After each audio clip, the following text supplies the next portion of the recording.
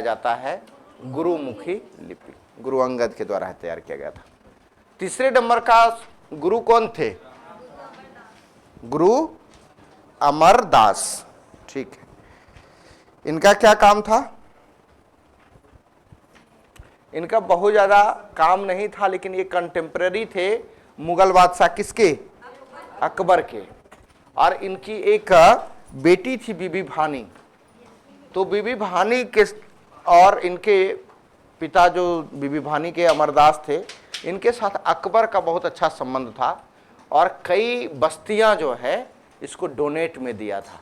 यानी कि हो सकता है अकबर क्योंकि एक टॉलरेंट शासक थे, सभी धर्मों का सम्मान करते थे, तो सिखिज्म को फिर जो बाद में देखिए जहांगीर के बाद सिखों के साथ बहुत अच्छा रिलेशन नहीं रहा, लेकिन अकबर के शासनकाल में बहुत अच्छा रिलेशन माना जाता है सिखों का। इसलिए कहा जाता है गुरु अमरदास के समय अकबर का शासन था और बड़ा अच्छा रिलेशन था इसका। इसके बाद अगला कौन होंगे सिख? रामदास। गुरु रामदास ने क्या किया था? जो आज अमृतसर शहर है, अमृतसर शहर में एक मंदिर की नींव रखी थी।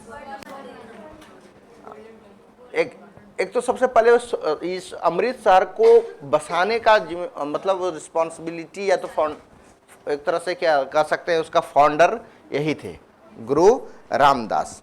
और इसके बाद अगला सिख गुरु कौन आए? हाँ, इनके शासनकाल में क्या हुआ था बताइए? इन्होंने एक नियम बना दिया कि सिखिज्म को आगे बढ़ाना है तो उसके लिए रेवेन्यू की आवश्यकता होगी। और सिख एक रिलीजन है, कोई शासन तो है नहीं कि उसको टैक्स मिलेगा। तो सिखिज्म को आगे बढ़ाने के लिए इन्होंने एक नियम बना दिया कि कोई भी सिख धर्म को मानने वाले व्यक्ति हैं, उसके पास जितना भी इनकम हो, 10 रुपया है तो उसका 10% यानी कि 1/10वां भाग सिखिज्म के लिए दान करना चाहिए। हालांकि ये इस्लाम के अंदर भी नियम है, दूसरे धर्मों में भी ये सारे नियम हैं कि आपको दान देना चाहिए, लेकिन जितना दान आज भी सिख लोग करते हैं उतना किसी रिलीजन में नहीं होता है। वो गरीब ही है लेकिन अपना वो सही तरीके से नियम का पालन करते हैं। इसी वजह से देखिए गुरुद्वारा हो या तो कोई भी चैरिटी इसका जो चलता है, वहाँ प्रत्येक दिन कम से कम 200-400, 500, 1000 व्यक्तियों को भोजन ये कराता है। ऐसा कोई भी धर्म नहीं है, मेरे ख्याल से वर्तमान समय में कोई ऐसा रिलीजन एग्जिस्ट नहीं करता है जो कि लंगर व्यवस्था चलाता हो, वहाँ पे उसका व्यवस्था हो। देखो उससे लाभ क्या है? उससे लाभ ये है कि जो इस धर्म में देखिएगा लोग भीख नहीं मांगेगा। क्यों नहीं भीख मांगता है? क्योंकि एक बेसिक नीड्स जो भोजन होता है वो पूरा हो जाता है इसका, और फिर जहाँ तहाँ वो अपना कर लेते हैं। अब भीख मांगने वाला कंडीशन बहुत, एक तो ह्यूमिलिएशन वाला कंडीशन है, अपमानित वाला। खैर दक्षिण भारत और बंगाल में भी, खास करके बंगाल में भिखारियों की संख्या भारत में सबसे ज़्यादा है। बीपीएससी ने एक बार पूछा था इनमें से कौन सा स्टेट है जहां भिखारियों की संख्या सर्वाधिक है? बंगाल। बंगाल के बाद बिहार का स्थान आता है। अरे दक्षिण भारत में भिखारियों के लिए एक अलग तरीके से एक क्राइम है चलता है, एक बहुत बड़ा अपराध गिरोह काम करता है। बिहार सरकार भीख मांगने वालों को गैर कानूनी बताया है। इसके लिए एक अधिनियम है, एक्ट है कि यदि कोई भीख मांगते हुए व्यक्ति के ऊपर यदि कोई व्यक्ति क्लेम कर दिया, केस कर दिया, तो उसको जेल जाना पड़ेगा। और यहाँ इमोशन क्या है इसके पीछे कि धर्म के नाम पे भीख मांगेगा। सबसे बड़ा इसका क्या होता है, सेंटिमेंटल पॉइंट होता है।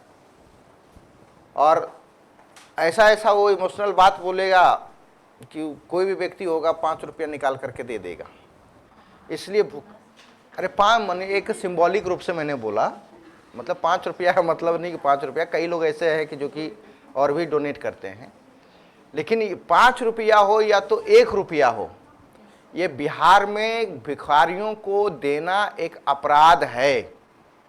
इसको नहीं देना चाहिए। LSW में एक चैप्टर है भिखारी, भिक्षावृत्ति और वेश्यावृत्ति, दोनों के लिए एक जैसा ही कानून है बिहार में, ठीक है। भिक्षावृत्ति अधिनियम,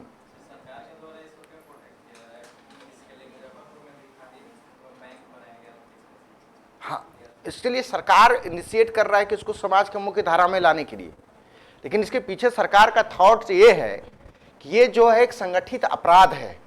संगठित अपराध का मतलब कि इसके पीछे बहुत बड़े बड़े बाहुबली और ताकतवर व्यक्ति हैं। वो क्या करते हैं, जो लवारिस टाइप के बच्चे होते हैं या जो गरीब बच्चे होते हैं, उसको विकलांग बना दिया जाता है। उसका आंख फोड़ देगा, उसका पैर काट देगा, उसका हाथ तोड़ देगा और उससे भीख मंगवाता है। और ये भीख जो आप 5 रुपया दे रहे हैं, उसके पास 1 रुपया नहीं बचेगा। ये पैसे जाएंगे उसके जो ठेकेदार हैं, उसके जो मालिक है, उसके पास जाता है पैसा, और इस पैसे से वो अलग अलग तरीके का वो अपराध करता है।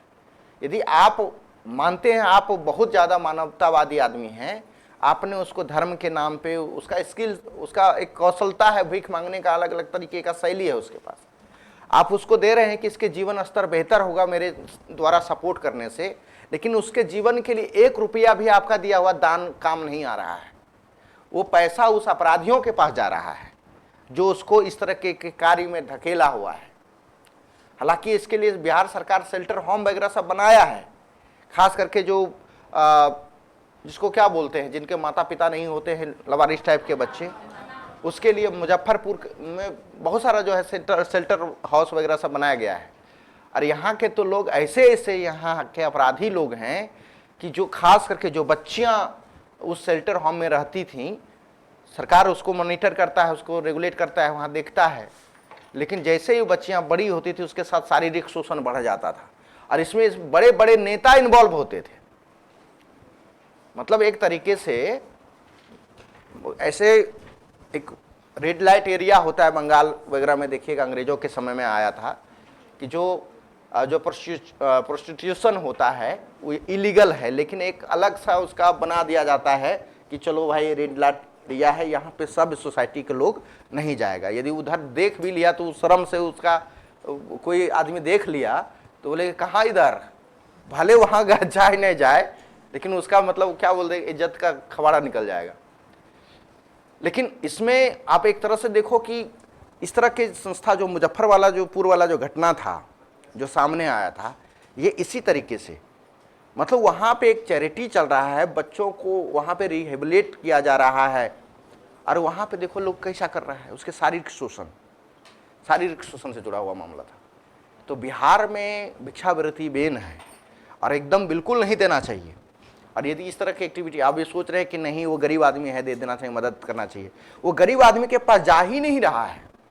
एक कहानी ईश्वरचंद्र विद्यासागर का आता है बंगाल में।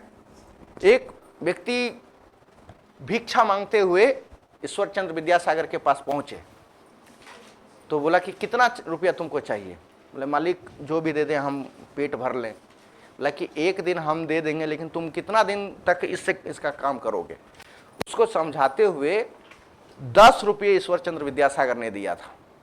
बोला कि 10 रुपया हम, तुम्हारी जो औकात है उससे बढ़ करके मैं दे रहा हूँ, लेकिन मैं चाहता हूँ कि तुम इसका कुछ इन्वेस्टमेंट करो, बिजनेस करो।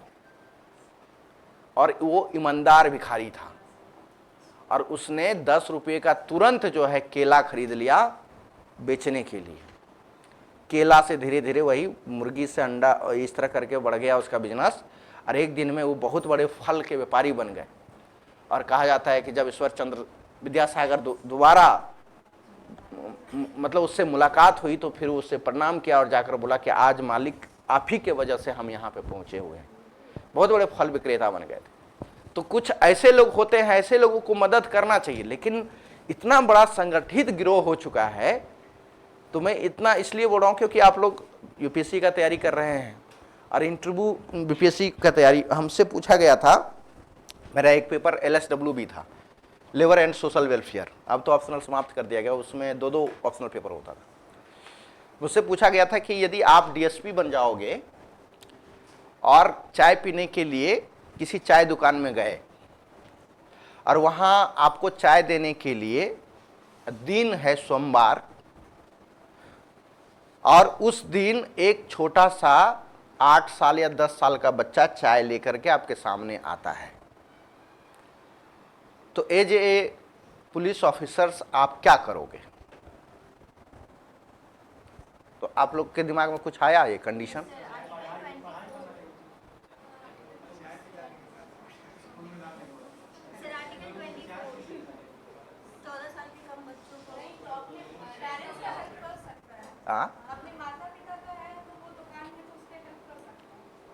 हाँ, ये आप थोड़ा सा पकड़े हैं। और बताइए वो कंडीशन क्या है कि वो दिन क्या है? मंडे है।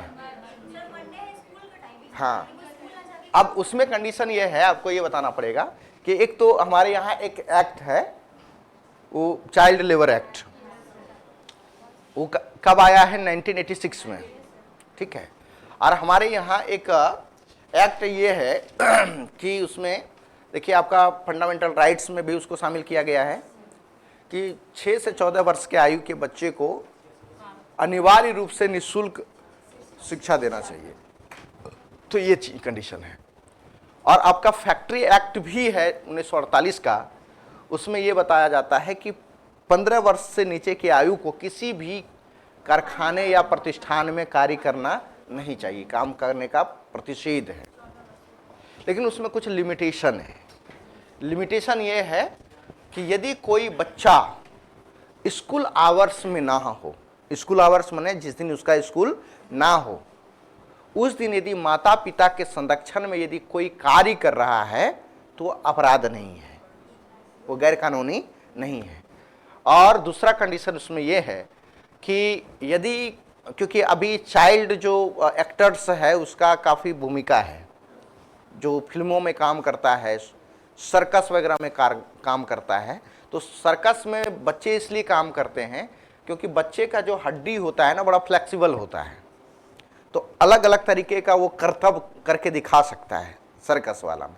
वही यदि बड़ा हो जाता है तो फिर सर्कस वाला वो चक्का उक्का वाला जो होता है, इधर से घूम के ऐसे निकल जाना, ऐसे पैर इधर से मोड़ लेना, इधर से कर लेना, वो क्योंकि बच्चा होता है उसका फ्लेक्सिबल हड्डी होता है, उसका एक रियाज होता है।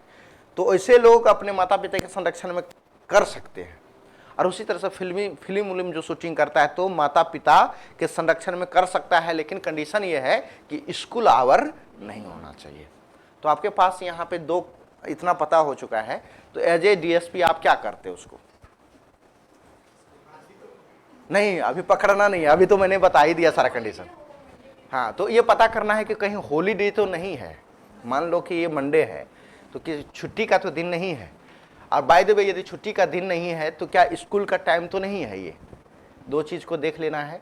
और तीसरा देखना है कि इस व्यक्ति के हाथों से मैं जो चाय पी रहा हूँ तो चाय वाले और इसके बीच में क्या रिलेशन है।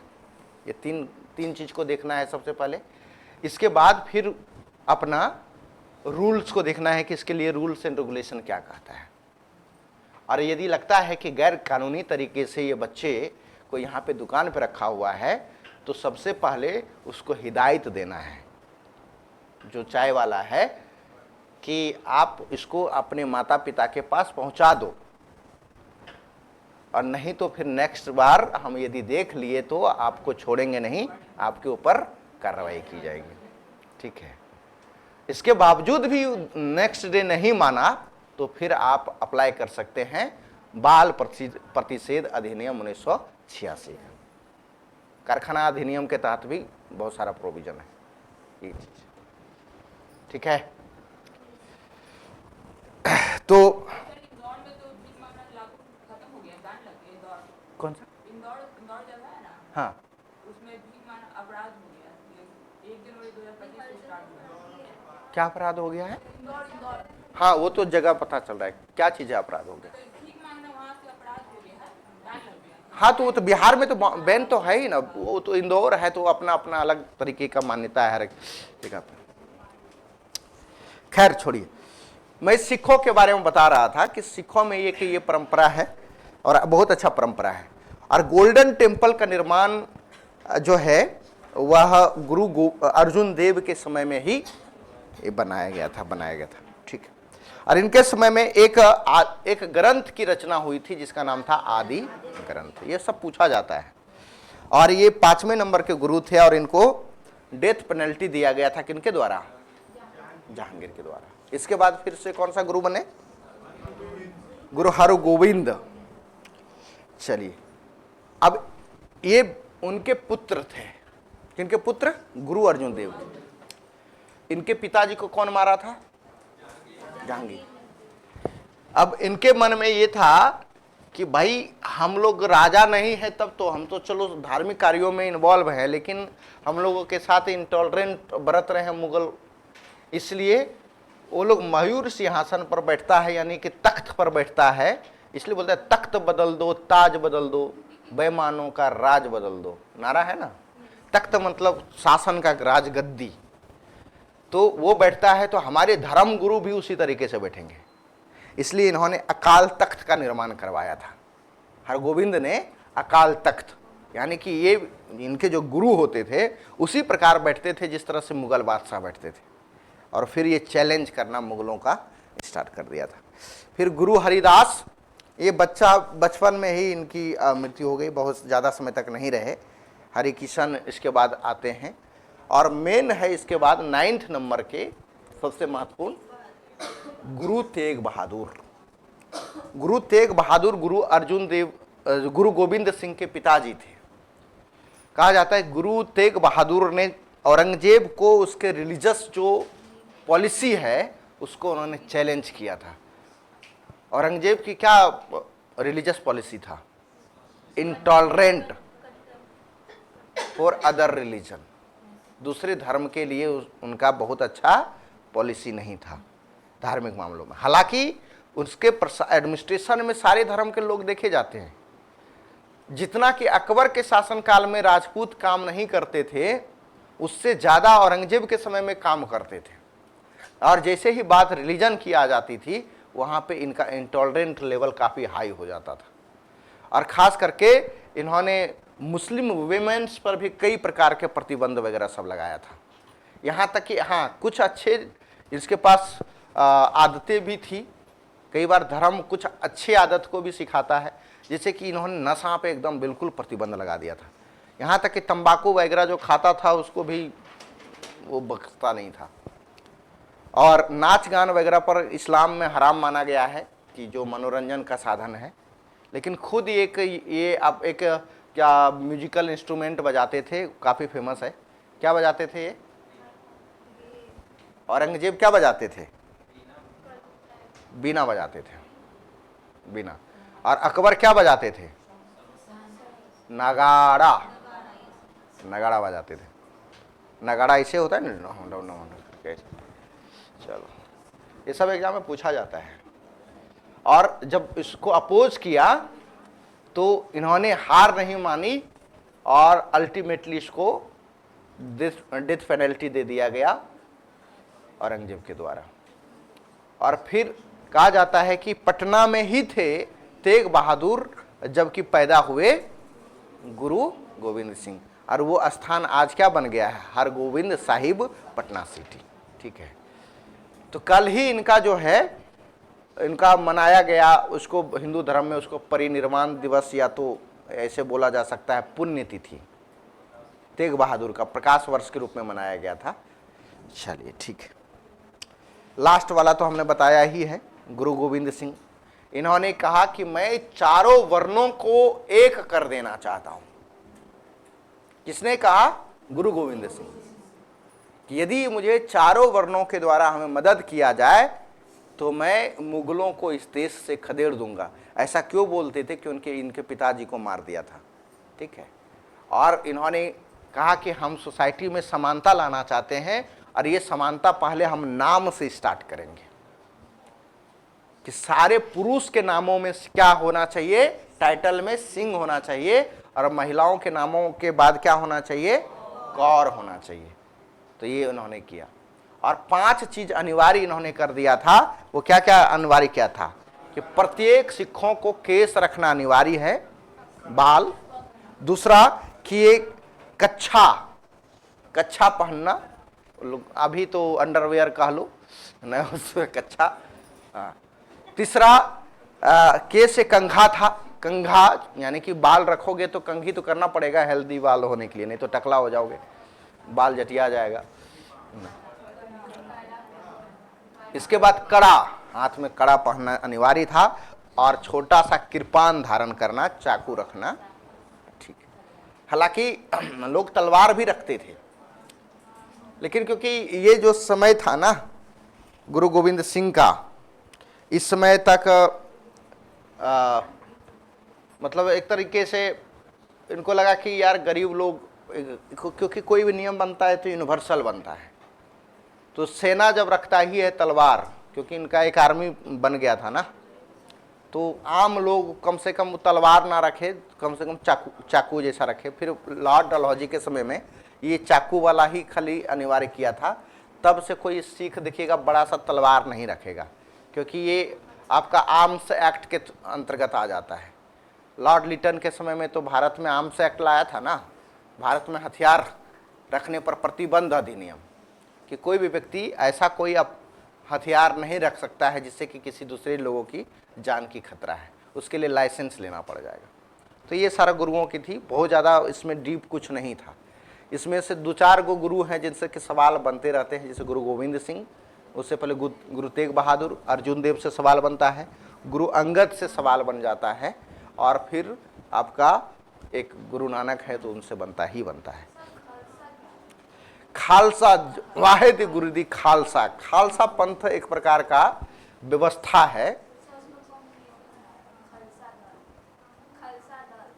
हाँ, खालसा तो एक व्यवस्था है, व्यवस्था कोई रिलीजन का एक व्यवस्था होता है, नियम होता है, और उस नियम के कुछ, उस व्यवस्था में कुछ जो है अनुशासन होता है। उस अनुशासन में खालसा पंथ में गुरु गोविंद सिंह इसको आगे बढ़ाया था, और खालसा पंथ के सैनिक भी बने थे, कई अलग प्रकार की इसकी व्यवस्था था। और जो खालसा पंथ के ही सारे ये नियम बताए गए थे, कच्चा ये सब दाढ़ी वोड़ी रखना सब नियम था, एक रूल्स था खालसा पंथ। वाहे गुरु दीदी खालसा, वाहे गुरु जी दी फतेह, ये दर्शन किसने दिया था? स्टार्ट हुआ था गुरु गोविंद सिंह के समय में, लेकिन इस सेंटेंस को पूरा किसने किया था? बंदा बहादुर से गुरु गोविंद सिंह की मुलाकात कहाँ हुई थी? नांदेड़ महाराष्ट्र में, और वहीं पे इनके फ्लोवर बन गए थे, शिष्य बन गए थे, और इतने बड़े फ्लोवर बन गए थे कि गुरु गोविंद सिंह इनको बड़ा मानते थे। आम लोग इनकी भक्ति, उनकी सेवा से काफ़ी मतलब प्रसन्न होकर के इसको बंदा बहादुर करना स्टार्ट कर दिया था। ऐसे बंदा बहादुर का रियल नाम लक्ष्मण देव था, और गुरु बख्श सिंह। जब गुरु गोविंद सिंह की मृत्यु हुई, जब उसको मार दिया गया, तब इन्होंने कहा कि नहीं, कई हमने गुरुओं को खो दिया है, इसलिए अब गुरुओं की परंपरा आगे नहीं बढ़ेगी, बल्कि अब हम शासन में आएंगे, अब हम पॉलिटिक्स में आएंगे। और प्रथम सिख पॉलिटिशियन कौन थे? बंदा बहादुर, मैंने बताया था कल ही, ठीक है। और अल्टीमेटली इसे भी फारूक शेर, उस समय मुगल बादशाह थे, उनके द्वारा फांसी की सजा दे दी गई थी। तो पूछा जा सकता है कि इनमें से कौन सा सिख धर्म से संबंधित व्यक्ति है जिसे कि मुगलों के द्वारा हत्या किया गया था या मारा गया था? तो पहला तो व्यक्ति कौन हो जाएगा? गुरु अर्जुन देव, दूसरा तेग बहादुर, तीसरा बंदा बहादुर। हालांकि गुरु गोविंद सिंह की भी हत्या ही हुई थी, लेकिन ये मुगल नहीं थे, बल्कि कोई दूसरे व्यक्ति थे, पठान, उन्होंने मार दिया था। चलिए, सिख स्टेट कल की हम लोग थोड़ा सा पढ़े थे, डेथ हो गया था इनका। चलिए, मान लो कि ये पंजाब या सिख स्टेट है, मानना है, और इसके शासक कौन है? बंदा बहादुर।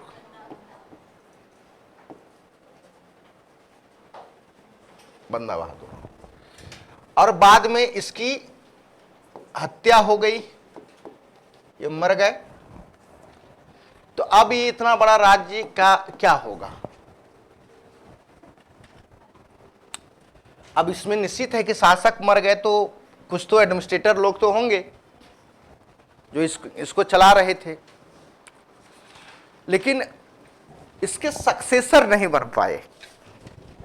इनकी मृत्यु के बाद जो उत्तराधिकारी होना चाहिए, उत्तराधिकारी नहीं हो पाए। और इनकी मृत्यु के बाद कहा जाता है कि जो पंजाब स्टेट था या सिख स्टेट था, छोटे छोटे 12 स्टेट में बट गए। छोटे छोटे एक एक बच गया, 1 2 3 9 गो हुआ, एक और बीच में खींच देते हैं। टोटल 12 स्टेट में 12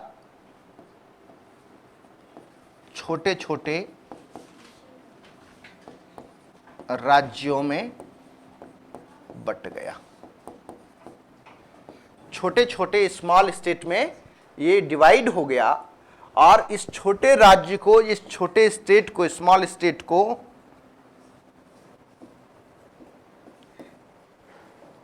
क्या कहा गया? सिख भाषा में मिसल कहा गया। इसलिए इसको कहा जाता है कि बंदा बहादुर की मृत्यु के बाद जो सिख स्टेट है कितने मिसलों में बट गए? 12 मिसलों में बट गए, या 12 छोटे छोटे राज्यों में बट गया। ठीक है, इसी चीज को लिखिए, तो हेडिंग डालिएगा मिसल। मिसल हमने यहां पे लिखा है।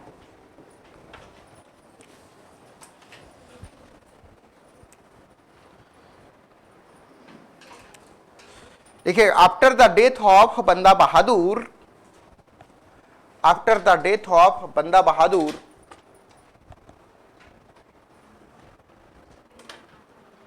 the Sikh state got divided, the Sikh state got divided into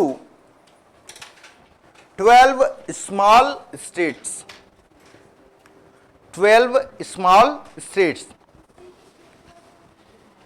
The Sikh state got divided into 12 small states, या और करके मिसल और मिशल।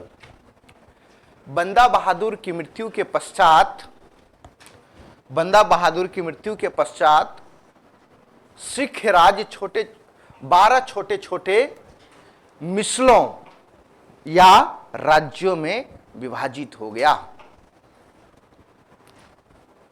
12 छोटे छोटे मिसलों में क्या हो गया? विभाजित हो गया।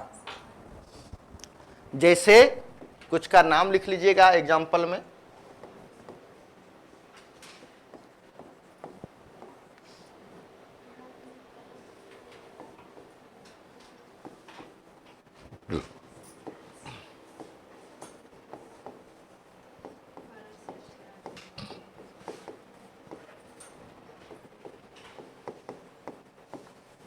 सुकरचकिया मिसल,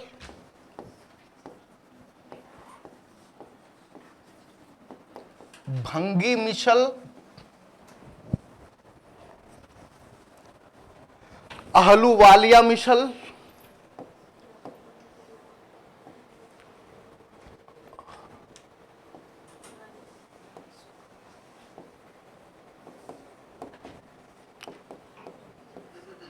आहलूवालिया मिसल, जैसे मोंटेक सिंह आहलूवालिया, एक हमारे यहाँ कांग्रेस की जब सरकार थी उस समय इकोनॉमिक एडवाइजर थे शायद, मोंटेक सिंह आहलूवालिया।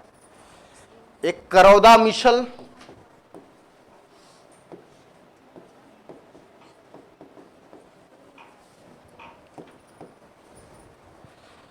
सिंधिया मिशल, सिंधिया नहीं सिंहिया,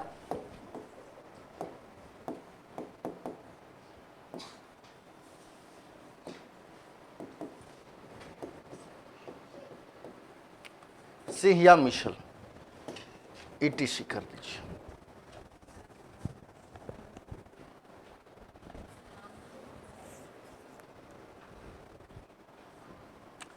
इसमें से 2 मिसल को थोड़ा सा याद रखेंगे।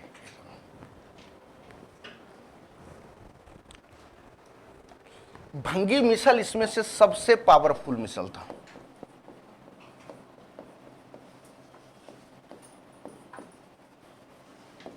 ज्यादा शक्तिशाली था ये,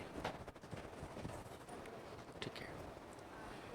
लेकिन इसमें से शुकरचकिया मिसल जो थे, इस, हाँ ये इंपॉर्टेंट है, इसको पढ़ना है। शुकरचकिया मिसल के जो हेड थे उसका नाम क्या था पता है? महाजी। महाजी। तो महाजी जो थे वह रंजीत सिंह के पिताजी थे।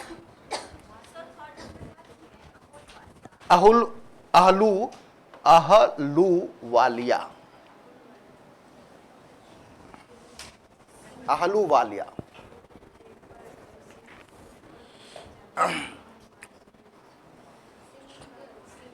सिंहिया मिशन। चलिए, अब ये महाजी जो थे वो कौन सा मिसल से रिलेटेड थे? शुकरचकिया मिशन। अब बीपीएससी यहां तक पहुंचा हुआ है, ये पूछा हुआ है कि रंजीत सिंह की इसमें से कौन सा मिसल से रिलेटेड थे? शुकरचकिया।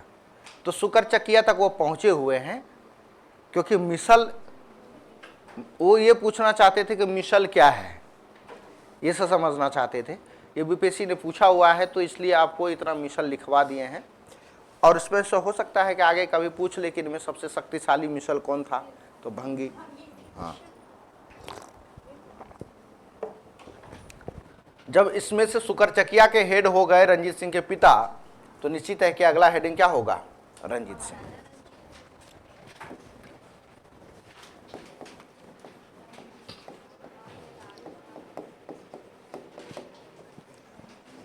रंजीत सिंह। इनका शासनकाल होगा, शासनकाल क्या है मतलब इनका पूरा जीवन का पीरियड, देखो कितना वर्ष तक जीवित रहे होंगे? 39 साल, और इधर 20 साल, लगभग 59, 59 ईयर्स। इनके पिताजी, तारीख यदि देख लें इसका, तो इनका जन्म जो है तारीख में लिखिएगा 13 नवंबर 1780 ईस्वी। तो कहां पे होगा? तो शुकरचकिया मिसल में होगा। प्लेस क्या होगा? तो उसका पूरा नाम है गुजरांवाला प्लेस, बर्थ प्लेस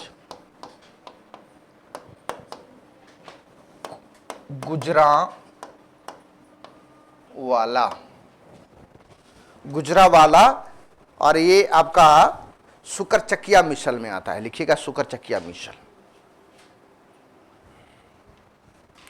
पिता का नाम महाजी।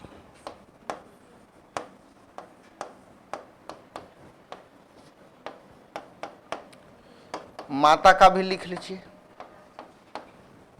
कौन कौर? राजकौर, राजा कौर या राजकौर,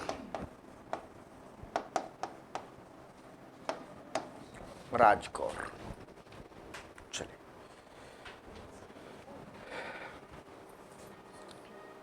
इतना आपको पता चल गया। शुकरचकिया मिसल के हेड थे महाजी। जब महाजी की डेथ होगी तो उसमें रंजीत सिंह का उम्र बहुत ज्यादा नहीं होगा, मतलब यंग अवस्था में होते हैं। और हमारे यहाँ यंग का भी परिभाषा है, एडोल्सन का भी परिभाषा है, चाइल्ड का भी परिभाषा है। हाँ, नहीं, अब शासक बनेंगे तो यंग में ही। ये हालांकि इसको हम टीनेजर का कोई परिभाषा नहीं है भारत में, एक मान्यता है कि यहाँ से यहाँ तक टीनेजर होता है, ठीक है। खास करके लड़कियों में ये ज़्यादा प्रसिद्ध है। पुराने ज़माने में तो कोई टीनेजर होता ही नहीं था, बाल विवाह होता था। ठीक है, उम्र का एक फेज है, मॉडर्न समय में ये सब वर्ड निकलता है, लेकिन ऐसा कुछ नहीं है, ठीक है।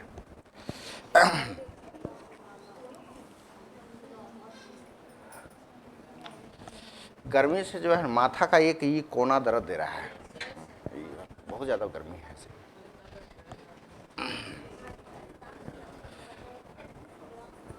चलिए, अब महाजी की डेथ हुई तो अगला जो शासक कौन होंगे?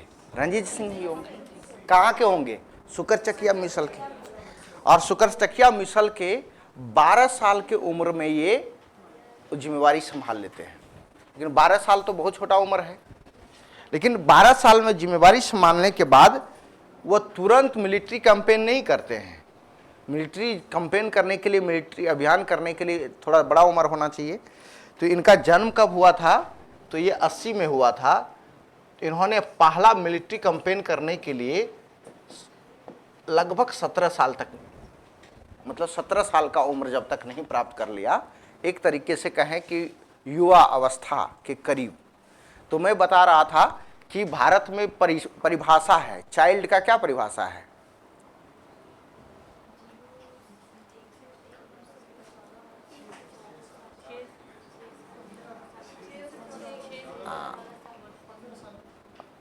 चाइल्ड का परिभाषा है भारत में कि 0 वर्ष से लेकर 12 वर्ष के नीचे उसको चाइल्ड कहा जाता है। बाल प्रतिषेध अधिनियम 14 वर्ष तक, 14 वर्ष तक। और कारखाना अधिनियम में इसको कहा जाता है 15 साल तक। इसको बालक या तो चाइल्ड कहा जाता है। शिशु कब से कब तक कहा जाता है? 0 से 6 महीने शिशु। और इसके बाद फिर अब कहा जाता है कि यंग और चाइल्ड के बीच का एज, उसको एडोल्सन कहा जाता है ना, किशोरावस्था। किशोरा का परिभाषा है जिसका उम्र 14 वर्ष पूरा हो चुका है लेकिन 18वां वर्ष पूरा नहीं हुआ है। और फिर यंग का परिभाषा आ जाता है जिसका उम्र 18 वर्ष से एबव हो। ठीक है, अभी एनएसओ का एक डेटा रिलीज हुआ है एजुकेशन के मामले में, आप लोग जरूर देख लीजिएगा। भारत में लगभग 80% से एबव लिटरेसी रेट प्राप्त कर लिया है, 80%। और नंबर 1 स्टेट जो है लिटरेसी रेट में हो गया है आपका मिजोरम। केरला का हो गया है 4था स्थान। लक्षद्वीप 2nd स्थान पे है और 3रे स्थान पर है नागालैंड और 4थे स्थान पर है केरला। बिहार अपने बॉटम से 1 स्थान ऊपर किया है। वो भी दुर्भाग्य से कि क्योंकि जो आंध्र प्रदेश वाला क्षेत्र है ना, आंध्र प्रदेश में तेलंगाना जब था तो फिर ओवरऑल वो बहुत अच्छा लिटरेसी रेट था। आंध्र प्रदेश अलग होने से एक बड़ा एरिया जो गरीबों का है और लिटरेसी रेट जिसका नीचे है वो आंध्र प्रदेश में आ गया है। तो आंध्र प्रदेश में सबसे यानी कि सबसे मतलब कम भारत में लिटरेसी रेट आंध्र प्रदेश का हो गया है। इसके बाद फिर बिहार का। तो आप बताओ इसका परसेंटेज क्या है? तो बहुत एकदम माइन्यूटली अंतर है। बिहार का 74.6% के 4% के आसपास जो है लिटरेसी रेट प्राप्त किया है ओवरऑल। पहले कितना था? 61%, 61 से 62% के बीच में था और ये बढ़ करके अब 74% के आसपास आ चुका है। क्योंकि अभी जनगणना नहीं आया है और हो सकता है कि जनगणना इस वर्ष या लास्ट ईयर में हो। अब देखो 27 से पहले बोला है कि करवाएंगे, लेकिन करवाता है तब तो। लेकिन एनएसओ का डेटा ये कहता है कि बिहार का लिटरेसी रेट 74 हो चुका है। ठीक है, और बॉटम से एक मार्क्स ऊपर गया है। 12 साल की उम्र में रणजीत सिंह शासक बनते हैं और शासक बनने के बाद 17 साल की उम्र में इनका पहला मिलिट्री कैंपेन होता है अपने आस पड़ोस के राज्यों में। क्यों मिलिट्री कैंपेन करेगा? क्योंकि एक पंजाब स्टेट में एक छोटा सा भाग पर इनका शासन होगा और जब आप ग्रेट रूलर बनोगे तो अपने क्षेत्र को बढ़ाओगे कि नहीं बढ़ाओगे? और अपने क्षेत्र को बढ़ाओगे तो फिर आपके पास एक बड़ा एरिया आएगा। तो बड़ा एरिया आएगा तो रेवेन्यू कलेक्शन ज़्यादा होगा। रेवेन्यू कलेक्शन ज़्यादा होगा तो आपकी आर्मी काफ़ी मजबूत होगी। आपकी आर्मी मजबूत होगी तो आसपास के और भी एरिया को आप अपने अंडर लाओगे और तब ग्रेट एम्परेयर कहलाओगे। ठीक है, तो उसका मिलिट्री कैंपेन के लिए लिख लीजिएगा सैन्य अभियान या मिलिट्री कैंपेन। हेडिंग में। देखिए in 1797 Ranjit Singh at the age of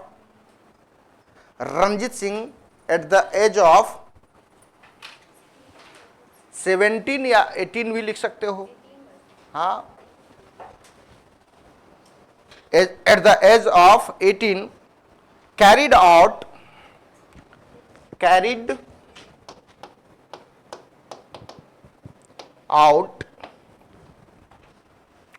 his military campaign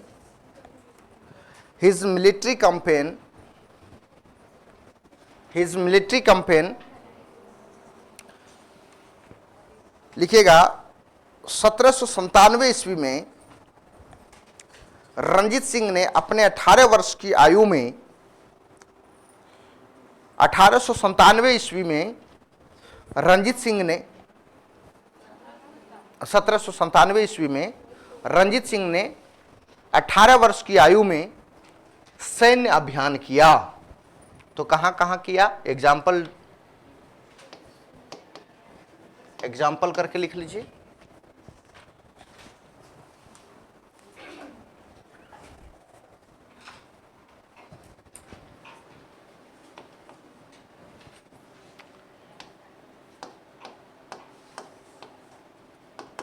Kashmir, दूसरा लिखिएगा पेशावर,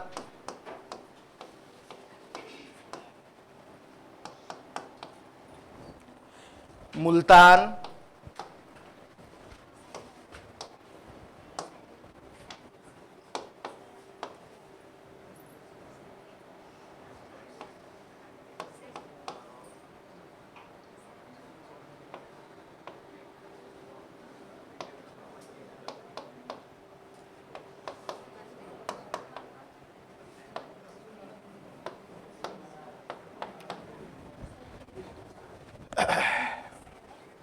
सम पार्ट ऑफ पंजाब के कुछ हिस्से में,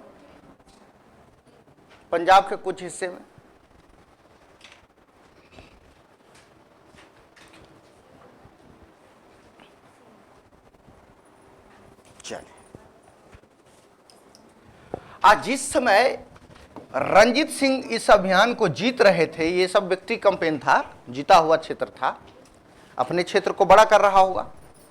इसी समय अहमद शाह अब्दाली का पोता, अहमद शाह अब्दाली कौन थे?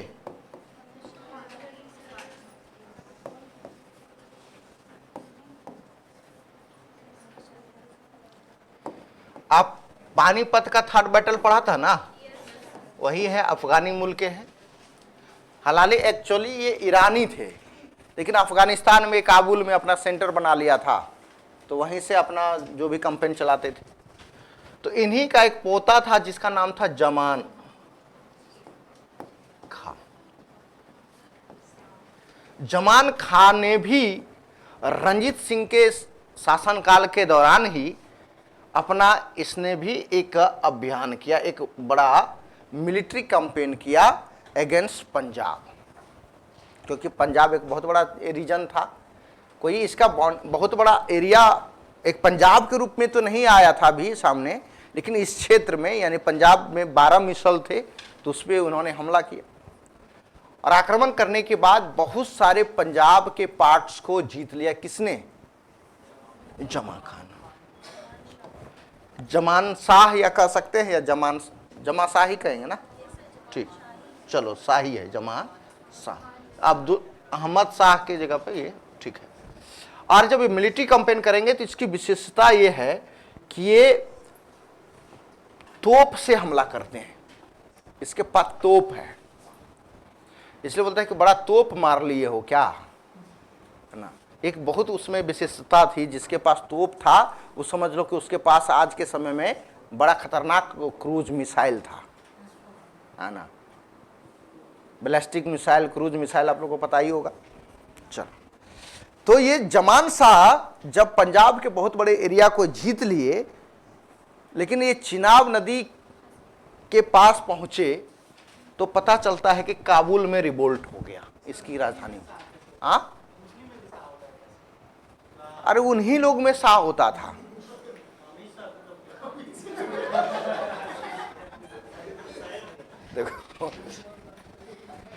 हमारे यहाँ टाइटल का खूब जो है कॉपी किया जाता है। तो उस ज़माने में क्योंकि मुसलमानों का एरा था, कुछ लोग जैसे दिल्ली के आसपास जो रहे तो उन्होंने खूब कॉपी किया, क्योंकि उस समय खान शाह ये सब रहते थे तो उसका कॉपी किया। क्योंकि उस ज़माने में हमारे यहाँ जो जाति व्यवस्था है हिंदुओं में, तो उसके जातियों के नाम पे पुराना यदि कागज़ देखोगे ज़मीन उमन का, तो उसमें जाति के नाम पे ही टाइटल है उसके, जो दादा परदादा वगैरह सबका। ये जाति वाला लगभग 1850 के दशक में जाति का टाइटल चेंज हुआ, और इसके लिए बहुत सारा सोशल मूवमेंट्स वगैरह सब चला, और बहुत सारे जो छोटे छोटे कास्ट थे उन्होंने सिंह लगाना कर दिया, किसी ने अलग तरीके से टाइटल लगाना स्टार्ट किया, सब अपने जाति के बियॉन्ड जाकर टाइटल लगाना स्टार्ट किया। उसकी एक लंबी कहानी है, उसको छोड़ते हैं हम लोग। जमन शाह चिनाब नदी के आसपास पहुंचे, उससे पार बहुत बड़े एरिया पे उन्होंने कब्जा कर लिया था। पता चला कि काबुल में रिवोल्ट हो गया है। क्यों रिवोल्ट हो गया है कि काबुल इसका सेंटर था, कैपिटल था एडमिनिस्ट्रेशन का, और यहाँ पे कई इनके और जो थे कंपटीटर वो यहाँ काबुल पर शासक बनना चाह रहे थे। इसमें शाह शुजा वगैरह का भी नाम आता है। और रिवोल्ट यहाँ पे हो गया तो ये अपना विक्ट्री कैंपेन को आधा में ही छोड़ करके ये वापस लौटने वाले थे, लेकिन कहा जाता है इसका जो 12 तोप जो थे आर्टिलरी, वो चिनाब नदी में फंस गया। अब प्रयास किया, नहीं निकल पाया, तो इन्होंने कहा कि चलो यहां से कौन लेगा। सारे आर्मी के जितने भी आर्मी लोग थे उसको लेकर के चले गए काबुल, और 12 तोप कहां पे फंसा का फंसा रह गया, चिनाब नदी में। अब चिनाब नदी में फंसने के बाद रंजीत सिंह ने क्या किया, कुछ दिनों के बाद इस तोप को निकलवाया और बड़ा इज्जत सम्मान पूर्वक तरीके से ये जमा शाह के यहाँ पहुंचवा दिया। इतनी बड़ी ईमानदारी को देख करके जमा शाह बड़ा प्रसन्न हुए। इतना अच्छा ईमानदार व्यक्ति कहाँ से मिलेगा, और जितना बड़ा भी एरिया इन्होंने जीता हुआ था उसका बहुत बड़ा पार्ट रंजीत सिंह के हैंडओवर कर दिया। अब बताओ रंजीत सिंह का किस्मत कितना अच्छा, बिना जीते हुए एक बहुत बड़ा क्षेत्र इसको मिल गया। लाहौर उसी में शामिल था, जो कि बाद में लाहौर को अपना कैपिटल बनाया किसने, रंजीत सिंह। तो रंजीत सिंह का कैपिटल क्या बना, अमृतसर। अमृतसर भंगी मिसल के अंतर्गत आता था, सुकरचकिया में नहीं था। हम लोग क्या पढ़ रहे हैं अभी, सुकरचकिया नहीं, रंजीत सिंह। और रंजीत सिंह उसको जीतेंगे भंगी मिसल को, अमृतसर को, इसलिए बाद में उसको अपना सांस्कृतिक राजधानी बनाएगा, यानी धार्मिक राजधानी बनाएगा, किसको, Amritsar.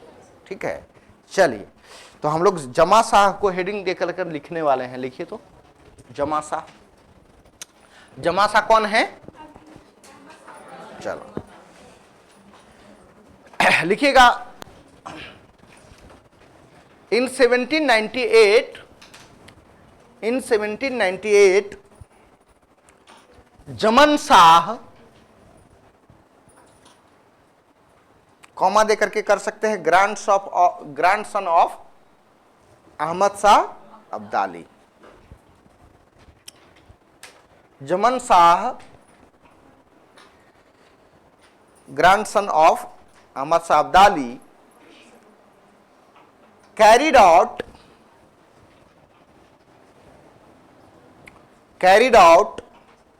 a military campaign against Punjab. A military campaign against Punjab and conquered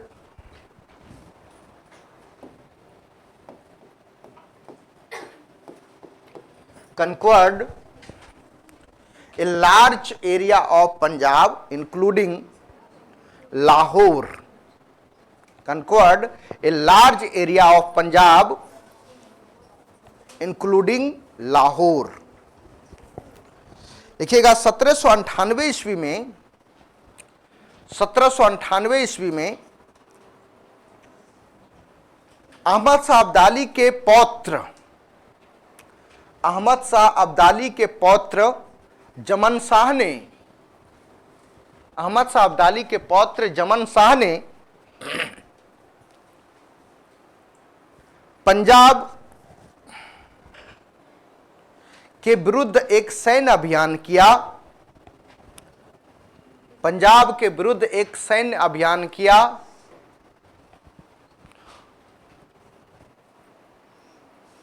और पंजाब, लाहौर सहित, और लाहौर सहित पंजाब के एक बड़े भूभाग पर अधिकार कर लिया।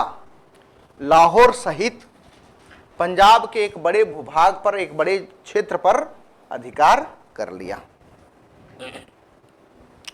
नीचे लिखिएगा, due to instigating,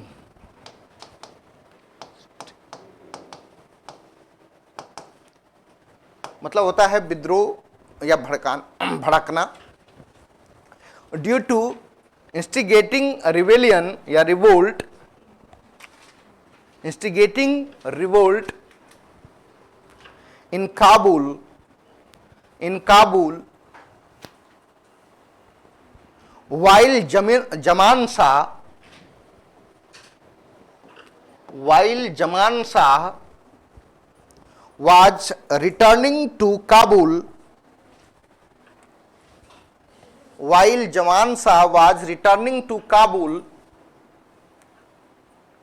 12 of his cannon,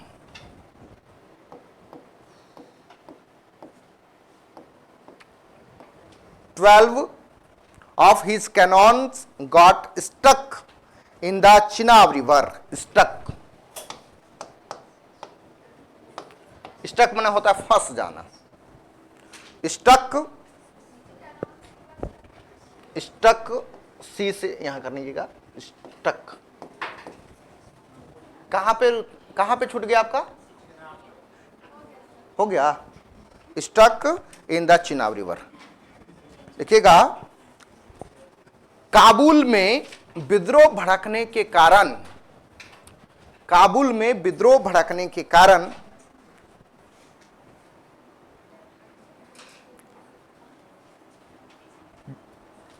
Zaman Shah जब काबुल लौट रहे थे, जमान शाह जब काबुल लौट रहे थे तो उसके 12 तोपें चिनाब नदी में फंस गई या फंस गया। 12 तोपें चिनाब नदी में फंस गया। क्या? चलो नीचे लिखिएगा, Ranjit Singh got the 12 stuck cannons, Ranjit Singh got the 12 stuck cannons removed and sent them to Kabul. Ranjit Singh got the 12 stuck cannons removed and sent them to Kabul. Ranjit Singh ने 12 फंसे हुए, रंजीत सिंह ने 12 फंसे हुए तोपों को निकलवा कर बाहर कर कहां पहुंचा दिया? काबुल पहुंचा दिया। चलिए लिखिएगा नीचे, सीइंग दिस वर्क या looking this work, seeing this work Zaman Shah was very happy. Seeing this work, Zaman Shah was very happy and he accepted Ranjit Singh as the ruler of Lahore.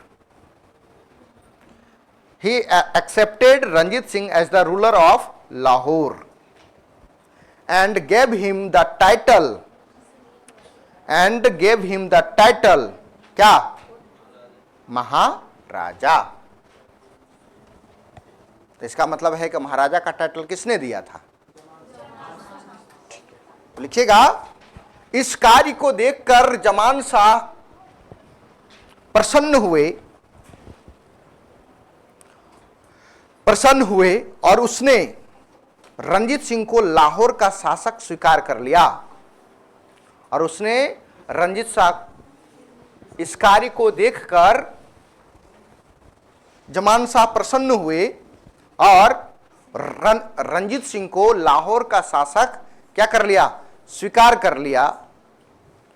और इतना ही नहीं, कौन सा टाइटल दी? चलिए,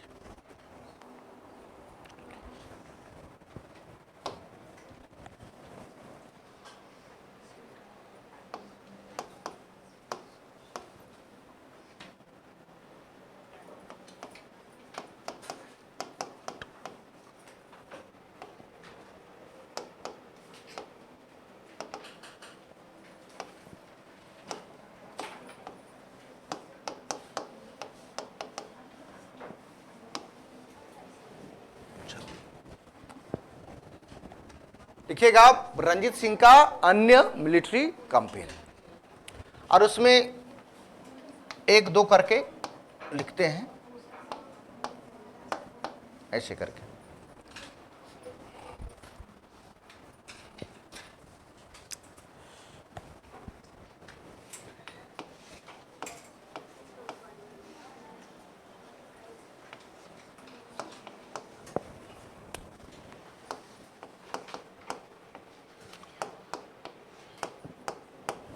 सब against में करके कि किसके विरुद्ध था, तो 1805 में किसके विरुद्ध? भंगी मिसल। दूसरा में लिख लीजिएगा, और इसी में था आपका अमृतसर, इसको लिख देते हैं अमृतसर पहला। दूसरा लिखिएगा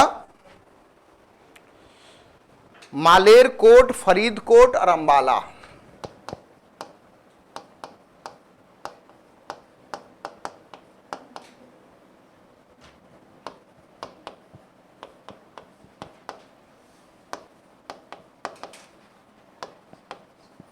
अंबाला 1808 ईस्वी। अगला लिखिएगा मुल्तान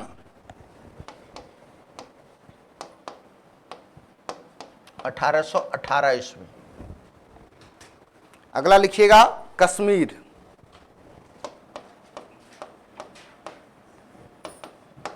1819 ईस्वी।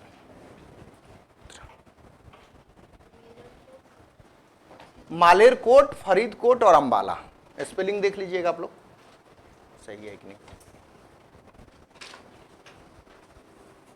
मालेरकोट, फरीदकोट, अंबाला 1808, मुल्तान 1818, कश्मीर 1819। चलिए, हो गया।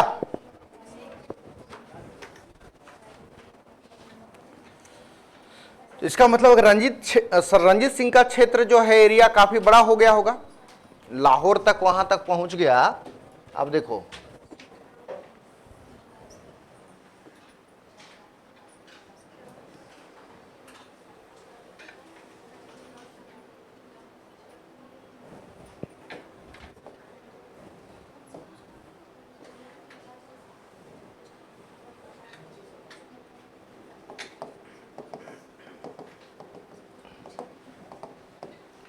इतना बड़ा क्षेत्र रंजीत सिंह का पंजाब हो गया था।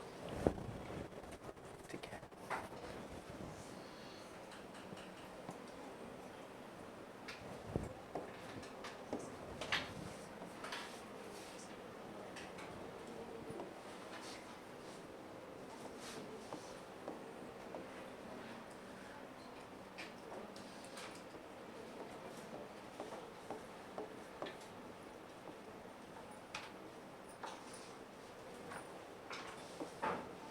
ये दो नदी का नाम बताइए तो।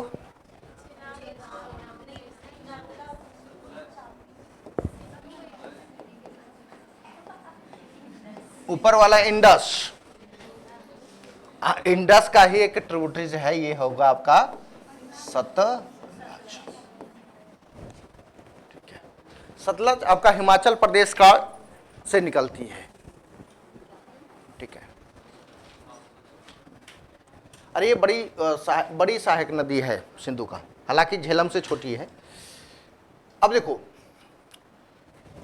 पंजाब का एक बहुत बड़ा क्षेत्र जो है, छोटा सा क्षेत्र इधर देखिएगा, इसके साउथ में भी पड़ता है। ठीक है, और अभी तक आपने क्या पढ़ा है, बंगाल पर देखो कब्जा हो गया किसका, अवध पर कब्जा हो गया किसका, इधर दक्षिण में कर्नाटक भी हो गया, मराठा भी पढ़ लिया था। और मराठा में जब मराठा पढ़ रहे थे तो उसमें आपने एक ट्रीटी पढ़ा था ना, इससे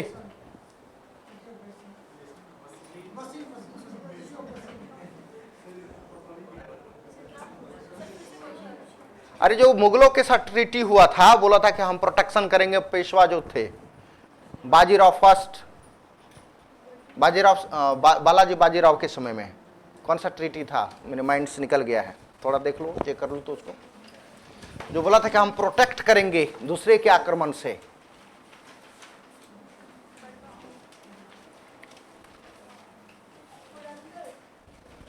मुगलों को प्रोटेक्ट करने की वादा किया था ना।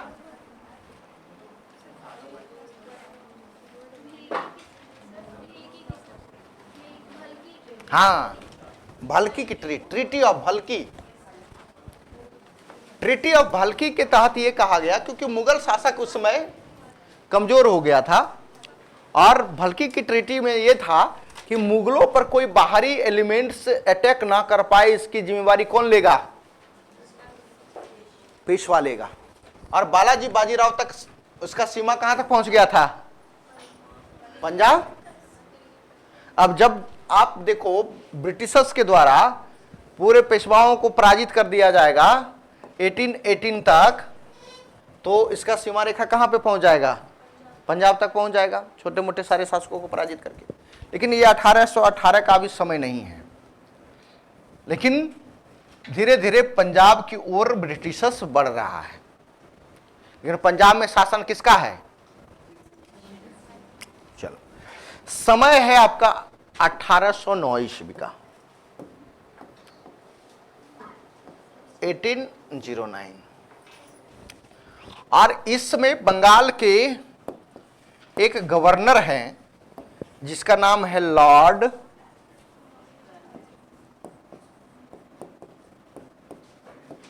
फर्स्ट,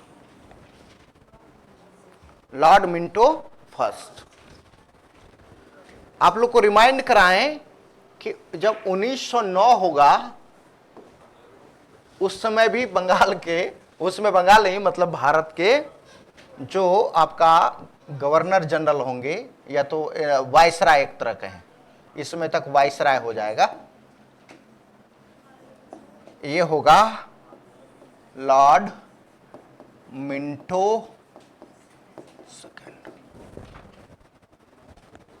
आपको याद कराने के लिए 100 बरस में नाम क्या है दोनों का, लेकिन क्या है, यहां फर्स्ट है, यहां सेकंड है। और लॉर्ड मिंटो के समय में ही एक एक्ट आता है 1909 में जिसका नाम होता है मार्ले मिंटो ना, इंडियन काउंसिल एक्ट होता है वो। ठीक है, ठीक है, इतना ध्यान रखिएगा।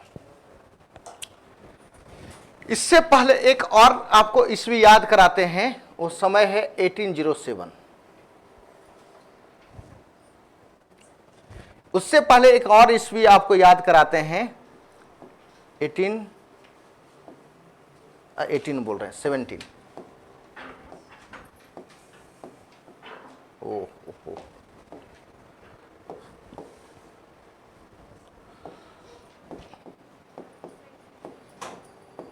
ये समय बताइए तो क्या है,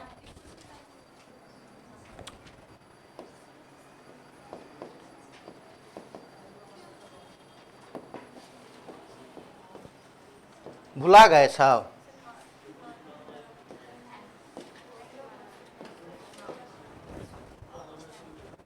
और इसमें क्या हुई है?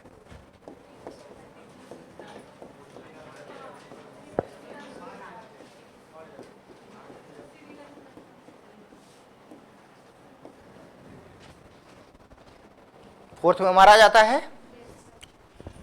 इसका रीजन क्या है कि टीपू सुल्तान इंटरनेशनली सपोर्ट चाह रहा है, याद है? और इसके लिए लेटर कहां कहां पे लिखते हैं? कई जगह पे लिखते हैं, लेकिन एक लेटर नेपोलियन को भी लिखते हैं, याद है? और नेपोलियन ने क्या रिप्लाई किया था कि हमारे यहाँ थोड़ा सा घरेलू सिचुएशन है, इससे जैसे ही निपटेंगे तो हम क्या करेंगे, आपको जरूर हेल्प करेंगे। हाँ सर, आइए सर।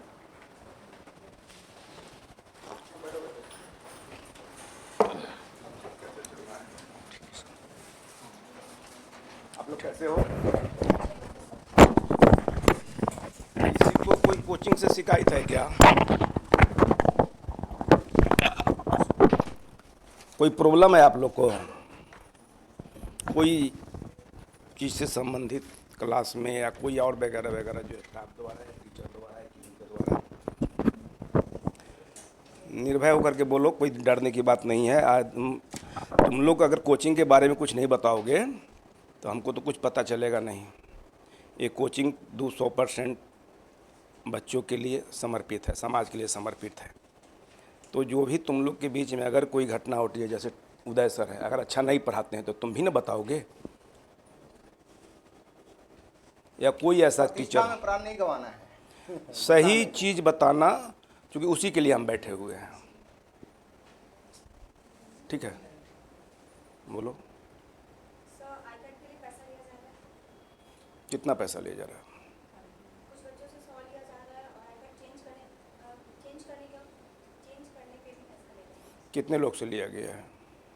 फिलहाल मेरे को 3 लोग का मालूम है, एक एब्सेंट है और एक ये है। बताओ बताओ, कौन हो? कितना पैसा लिया गया? 50 रुपीज़। क्यों लिया गया? क्या बताया गया? अकाउंट में दिए हो, कैश दिए हो? बोलो। किस सेंस में? नया के लिए? नया के लिए? पहले कभी नहीं मिला था? ओ, कब से आ रही हो तुम? और किसी से? सच बताना, नहीं तो निकाल देंगे स्कूल से, कोई नहीं तुमको रख पाएगा। मैं इस कोचिंग में अगर थोड़ा सा भी कहीं कुछ होता है तो सच सच बताना, कोई चेहरा देख करके नहीं। हम उदय सर के सामने बोल रहे हैं, अगर ये नहीं पढ़ाएंगे तो मैं क्यों इनको रखूँगा, या क्यों?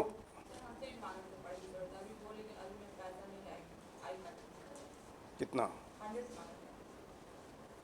और कोई है?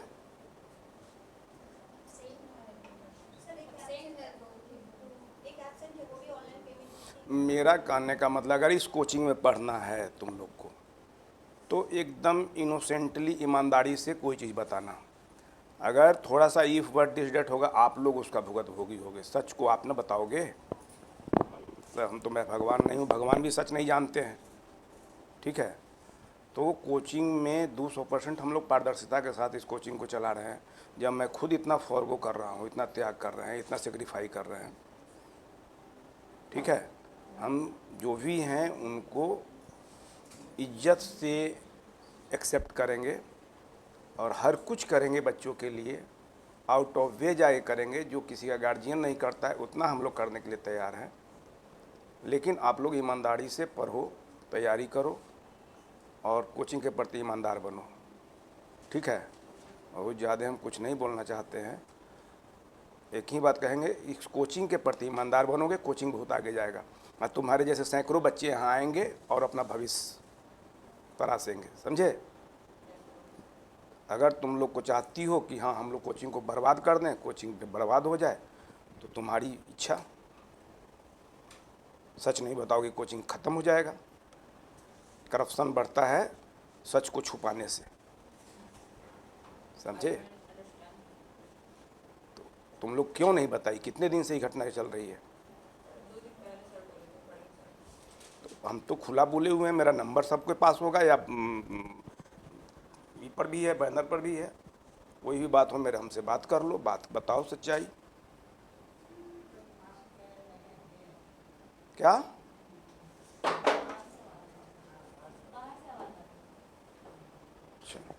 चलो ठीक है।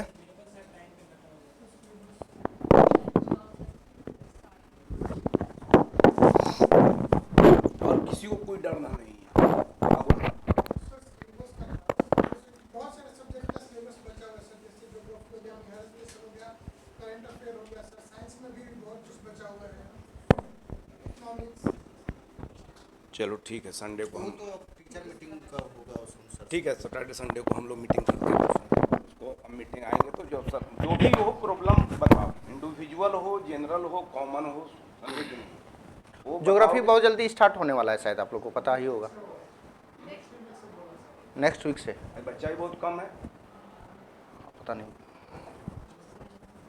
सर कुछ लोगों का एनटीपीसी का एग्जाम है, उसके लिए अच्छा। और साइंस ये करंट का भी इसी सप्ताह से आप लोग का स्टार्ट होने वाला है। हाँ, करंट का भी आप मेहनत करो, हमसे जो सुविधा होगा हम लोग करेंगे, उसी के लिए एक कोचिंग है, ठीक है। किसी को देख किसी के लिए नहीं है, सबके लिए है, ठीक है।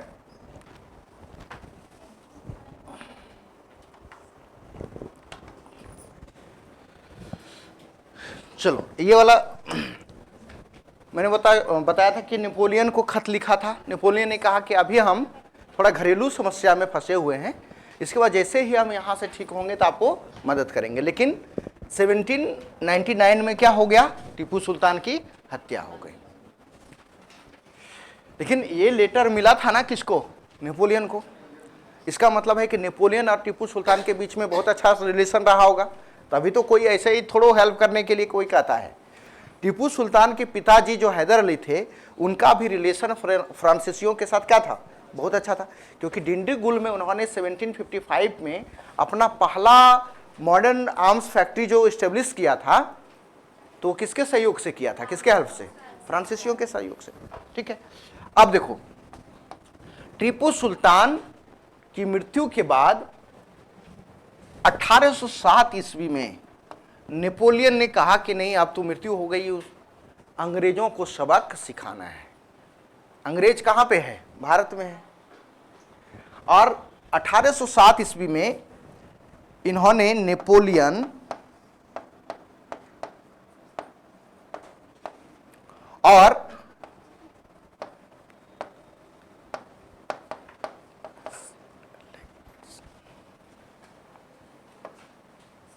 हाँ, काहे निकल रही, ठीक जाओ, तुमको भी जाना है, तुमको क्या दिक्कत हो गया।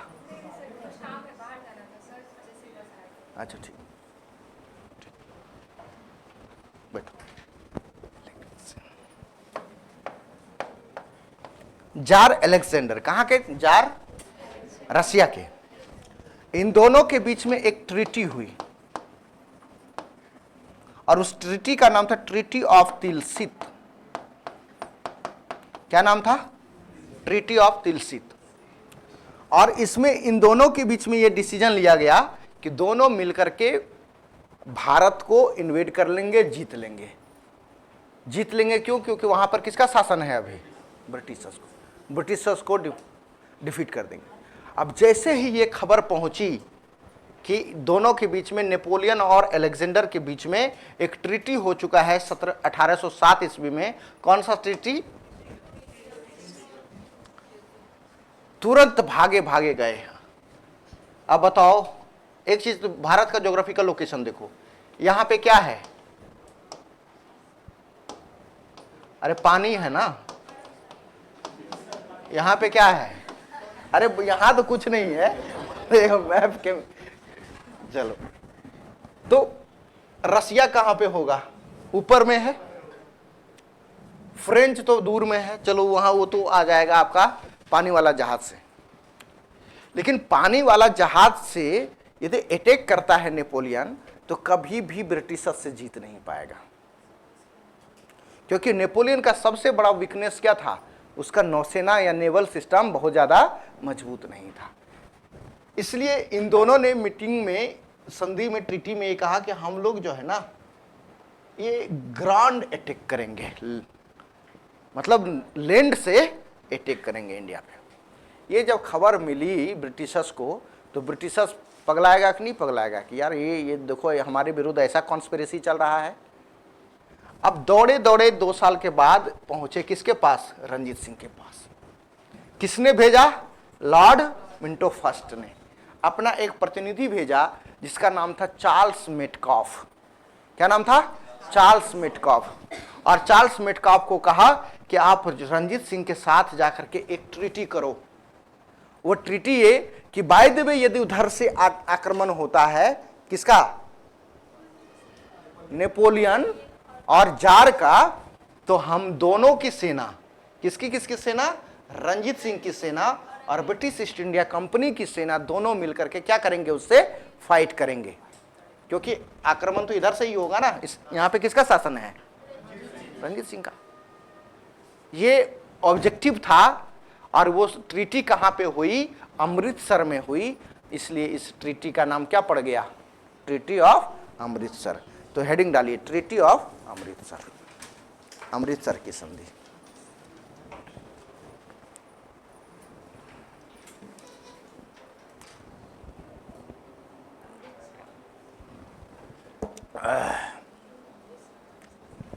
अमृतसर की संधि बहुत ही इंपॉर्टेंट है, बीबीआई एकदम कर लो उसको।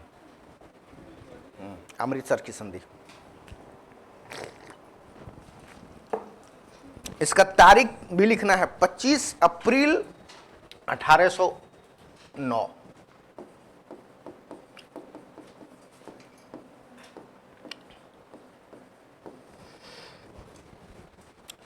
किसके किसके बीच का होगा?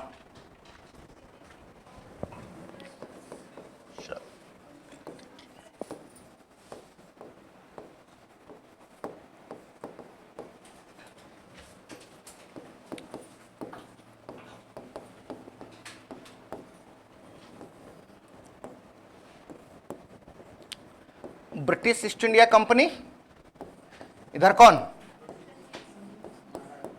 रंजीत सिंह। ठीक है। यहां पे गवर्नर जनरल कौन होंगे?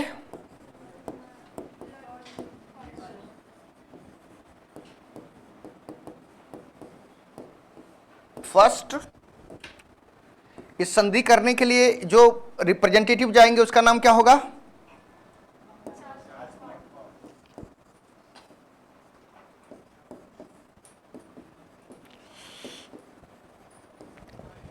Charles Metcalfe. यहां तो ये अकेला है ही बॉस बैठा हुआ। चलो, ये दोनों इंपॉर्टेंट है, ये दोनों पूछा जाता है। अमृतसर की संधि के समय जो संधि करने वाले व्यक्ति कौन थे? तो चार्ल्स मेटकॉफ। लेकिन उसमें गवर्नर कौन थे? मिंटो। ये ध्यान देना है।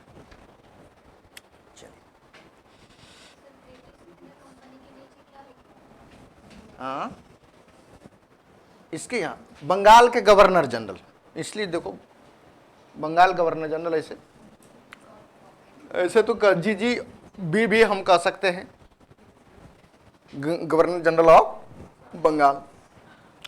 चलो, इस कंडीशन, क्या कंडीशन था तो लिखिएगा, टर्म एंड कंडीशन ट्रीटी का।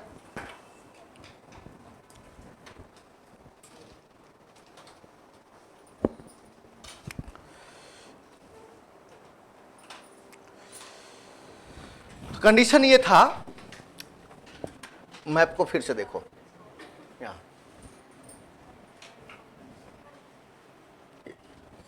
मैंने क्या बताया था कि ये कौन सा रिवर है? सतलज। यहां तक कौन पहुंच चुका है? ये किसका सीमा है? रंजीत सिंह। इन्होंने कहा कि हम दोनों के बीच में अच्छा रिलेशन होना चाहिए, इसलिए सबसे पहले हम लोग एक बाउंड्री लाइन को मानते हैं। तो अभी तो चलो भारत और पाकिस्तान के बीच में कौन सा लाइन है? Red Cliff line. तो वो तो खींची गई, लेकिन उस समय लाइन तो, क्योंकि ये फ्यूडल स्टेट है, उसमें कौन सा लाइन खींचा जाएगा? तो एक नेचुरल लाइन जो है, एक नदी है, इस नदी को कहा गया कि ब्रिटिश ईस्ट इंडिया कंपनी और रंजीत सिंह के बीच में क्या होगा? बाउंड्री, सीमा रेखा होगा। तो पहला लिखिएगा कंडीशन में,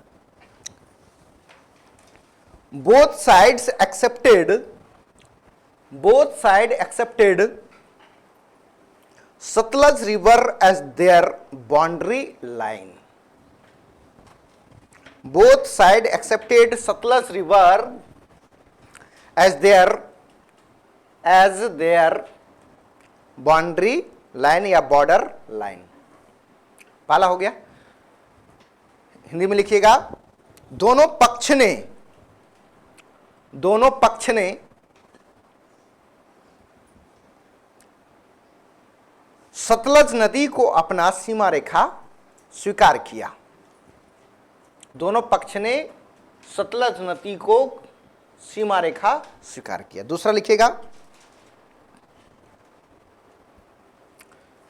अब जब बाउंड्री लाइन स्वीकार किया तो एक कंडीशन ये हो जाता है कि आप मेरे में इंटरफेयर मत करना और हम आप में इंटरफेयर नहीं करेंगे। तो लिखिएगा, द ब्रिटिश प्रोमिस्ड, या दो कंपनी भी लिख सकते हो, the British promised not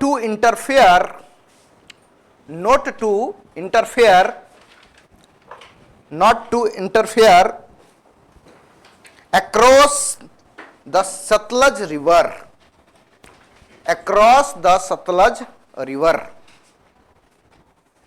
British ने वादा किया कि सतलज रिवर के पार हस्तक्षेप नहीं करेंगे। चलो, कारण क्या था इस ट्रीटी का? रीजन ऑफ दिस ट्रीटी लिख लो हेडिंग में, रीजन ऑफ दिस ट्रीटी। इस संधि का कारण,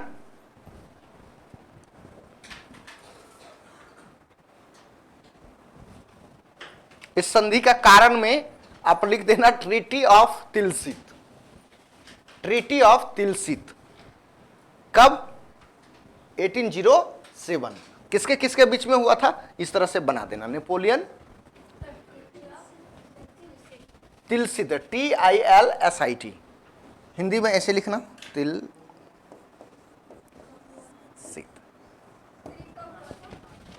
1807। इसी के भाई से संधि किया गया था। कौन सा? अमृतसर की संधि। किसके किसके बीच? नेपोलियन और जार अलेक्जेंडर। रूस के शासक को जार कहा जाता है। अलेक्जेंडर फर्स्ट थे ये, तो उसको फर्स्ट कर देना।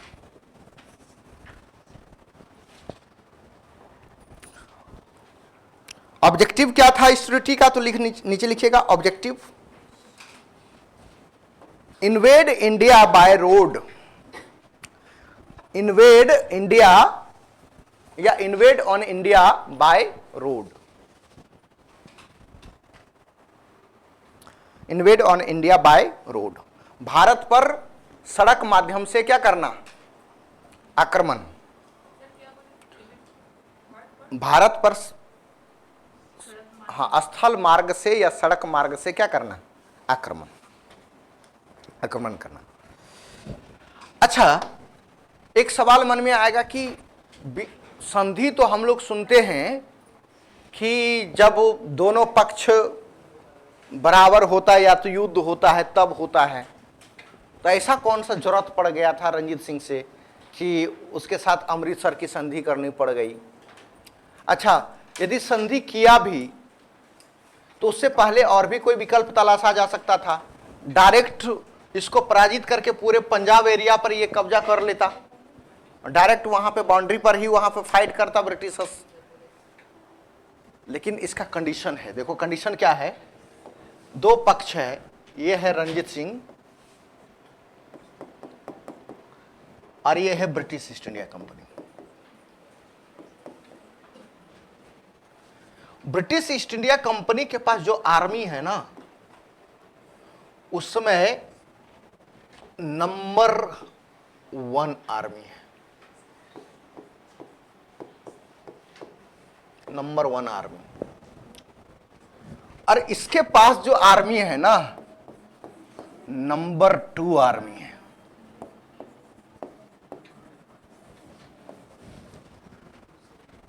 रंजीत सिंह जब शासन में आए उससे पहले इन्होंने कई एक्टिविटी को देख लिया था, किस प्रकार से मारा गया टीपू सुल्तान को, किस प्रकार से मराठाओं को पराजित कर रहा है।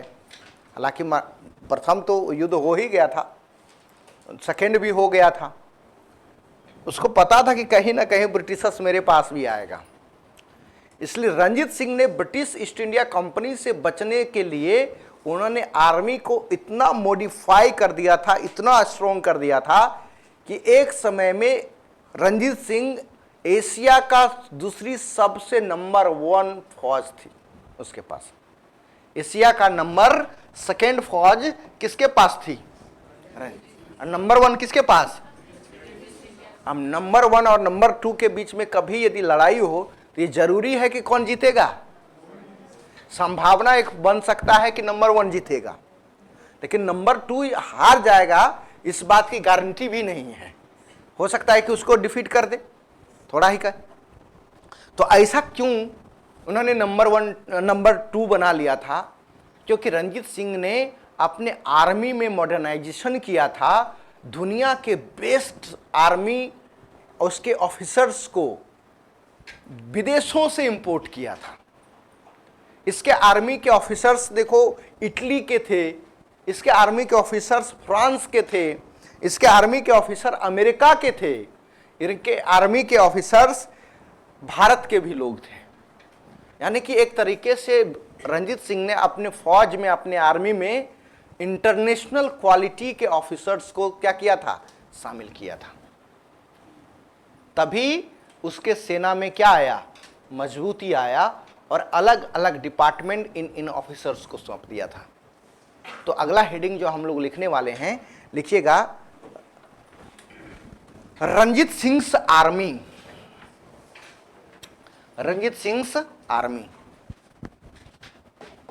रंजीत सिंह की सेना, रंजीत सिंह की सेना। हेडिंग लिखिएगा Ranjit Singh army was, Ranjit Singh army was the second largest army in Asia. Ranjit Singh army was the second largest and इसको क्या बोलेंगे? स्ट्रॉन्गेस्ट, मजबूत, बड़ा, largest and strongest army in Asia. Ranjit Singh की सेना एशिया की सबसे बड़ी और मजबूत, दूसरी नंबर की, रंजीत सिंह की सेना एशिया की दूसरी नंबर की सबसे बड़ी और मजबूत सेना थी, सबसे बड़ी और मजबूत सेना थी। Which was formed, which was formed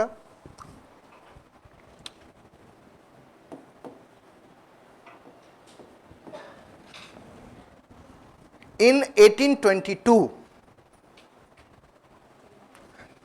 जिसे 1822 ईस्वी में गठित किया गया था। तो बोलेंगे सर ये तो संधि हो गया 1809 में, तो 22 में सेना ही गठित किया। मतलब इसको ऑर्गेनाइज किया 1822 ईस्वी में। सेना तो पहले से ही मजबूत थी, लेकिन इसको एक मतलब उसको गठित करना एक बड़े ऑफिशियल तरीके से ये 1822 में किया गया। ठीक है, तो कैसे पहचान होगा कि इसकी बड़ी सेना कैसे थी? तो एक हम लोग लिखते हैं हेडिंग इंटरनेशनल आर्मी।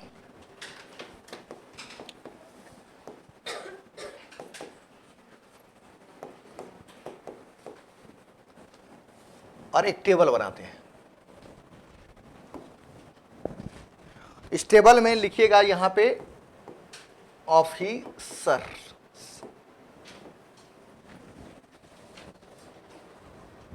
और यहां लिखिएगा कंट्री, कौन सा कंट्री के थे। और लास्ट में लिखिएगा इनको पोस्ट कौन सा दिया गया था, कौन सा पद धारण किया था। पोस्ट एंड रिस्पॉन्सिबिलिटी भी लिख सकते हो। तो पहला जो आर्मी के ऑफिसर इसमें लिखिएगा जनरल वेंतुरा।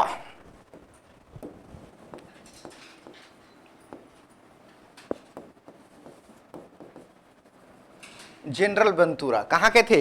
इटली के थे। और इनको कौन सा पोस्ट दिया गया था? तो इन्फेंट्री के ये हेड थे, हेड ऑफ इन्फेंट्री।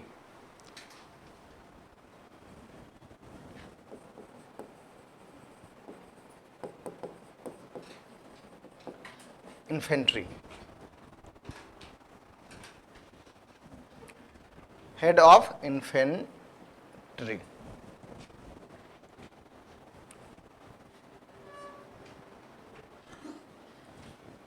दूसरा लिखिएगा जनरल अलार्ड।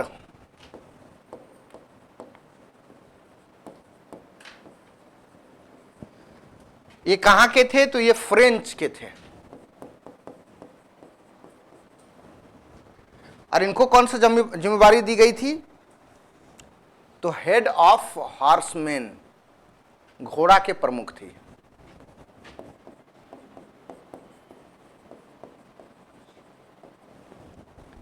हेड ऑफ हॉर्समैन, घुड़सवार के प्रमुख। तीसरा लिखिएगा ऑफिसर्स कर्नल गार्डनर।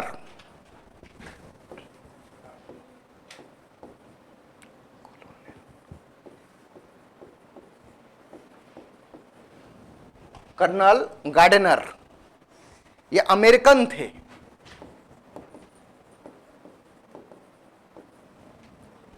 और किसके हेड थे? तो ये चीफ ऑफ आर्टिलरी, तोपखाने के प्रमुख।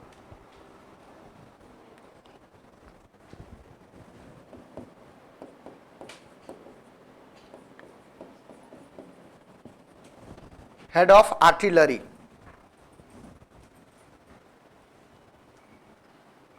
LERY लास्ट में है, ERY, तोपखाने के प्रमुख। अगला लिखिएगा जनरल कोट।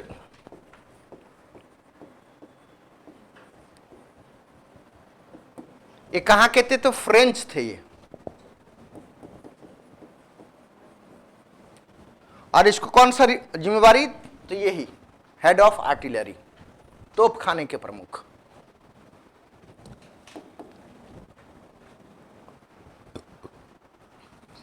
एक थे इलाही बख्त।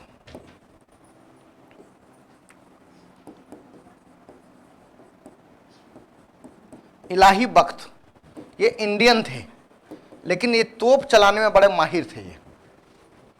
तो इसको भी लिखिएगा हेड ऑफ आर्टिलरी या चीफ ऑफ आर्टिलरी, तोपखाने के प्रमुख। इलाही बख्त, इलाही बख्त।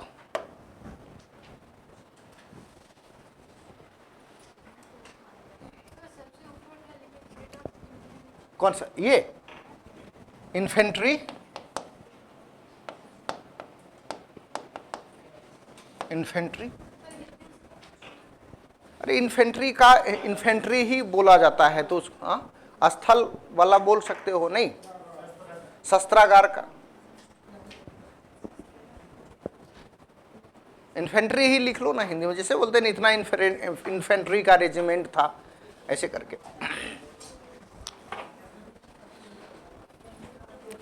नीचे लिखिएगा नोट करके, नोट करके बॉक्स को बंद कर दीजिए। नोट करके लिखिएगा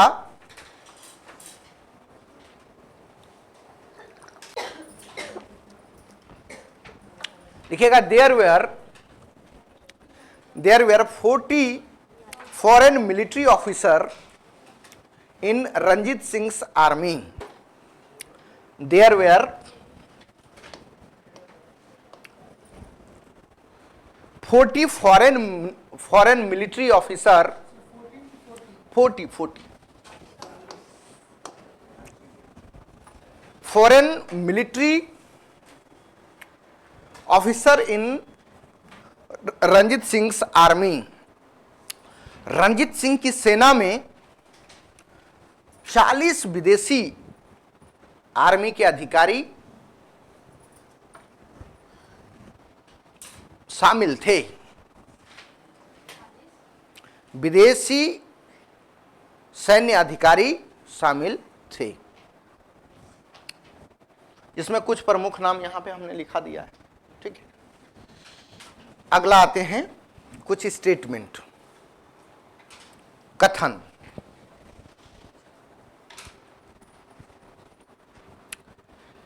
एक विक्टर जैकोमेंट नामक एक व्यक्ति थे, अंग्रेज थे। उन्होंने कहा था कि रंजीत सिंह जो थे ना, भारत का नेपोलियन था। उन्होंने एक स्टेटमेंट कहा था, तो लिखिएगा विक्टर जैकोमेंट। आपको ये स्पेलिंग बता देते हैं, विक्टर जैकोमेंट कैसे लिखते हैं, JKU जैक्यूमेंट, JQ, हाँ ये लिखिएगा यहां पे, विक्टर जैक्यूमेंट कॉल्ड, विक्टर जैक्यूमेंट, इसको हिंदी में कई जगह पे आपको विक्टर जकमा मिल जाता है, लेकिन ये जैक्यूमेंट ऐसे करके उसका अंग्रेजी वाला स्पेलिंग ये होगा, JACQUEMONT, Jacquemont, called Ranjit Singh the Napoleon of India. Ranjit Singh was the Napoleon of India, ऐसे भी कर सकते हैं। Ranjit Singh was the Napoleon of India. लिखिएगा विक्टर जकमा, या तो अंग्रेजी में ही वाला लिख लीजिएगा, ठीक है, अंग्रेजी वाला नाम लिख लीजिए। ने कहा था, या तो कहा कि रंजीत सिंह भारत का क्या है, नेपोलियन है। चलिए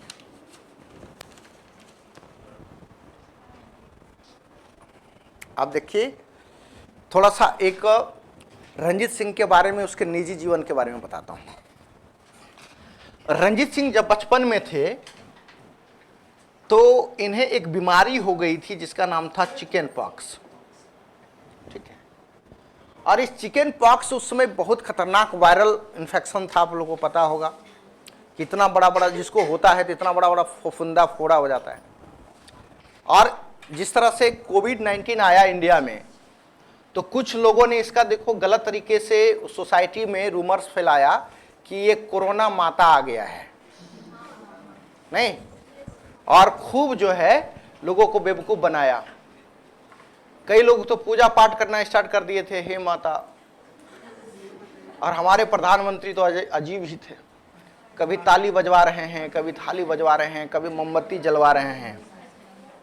भारत ऐसे ही लोगों का देश है। अब मतलब अजीब सी बात है भाई, बीमारी आ रही है वो भी आपका एक जूनोटिक्स बीमारी है। जूनोटिक्स माने कि एक जीव से दूसरे जीव में फैलने वाला बीमारी है, एक संक्रमित बीमारी है। और उसमें आप कम्युनिटी में होकर एकदम सेलिब्रेशन मनाया जा रहा था, एकदम खूब थाली बजाया जा रहा था यार।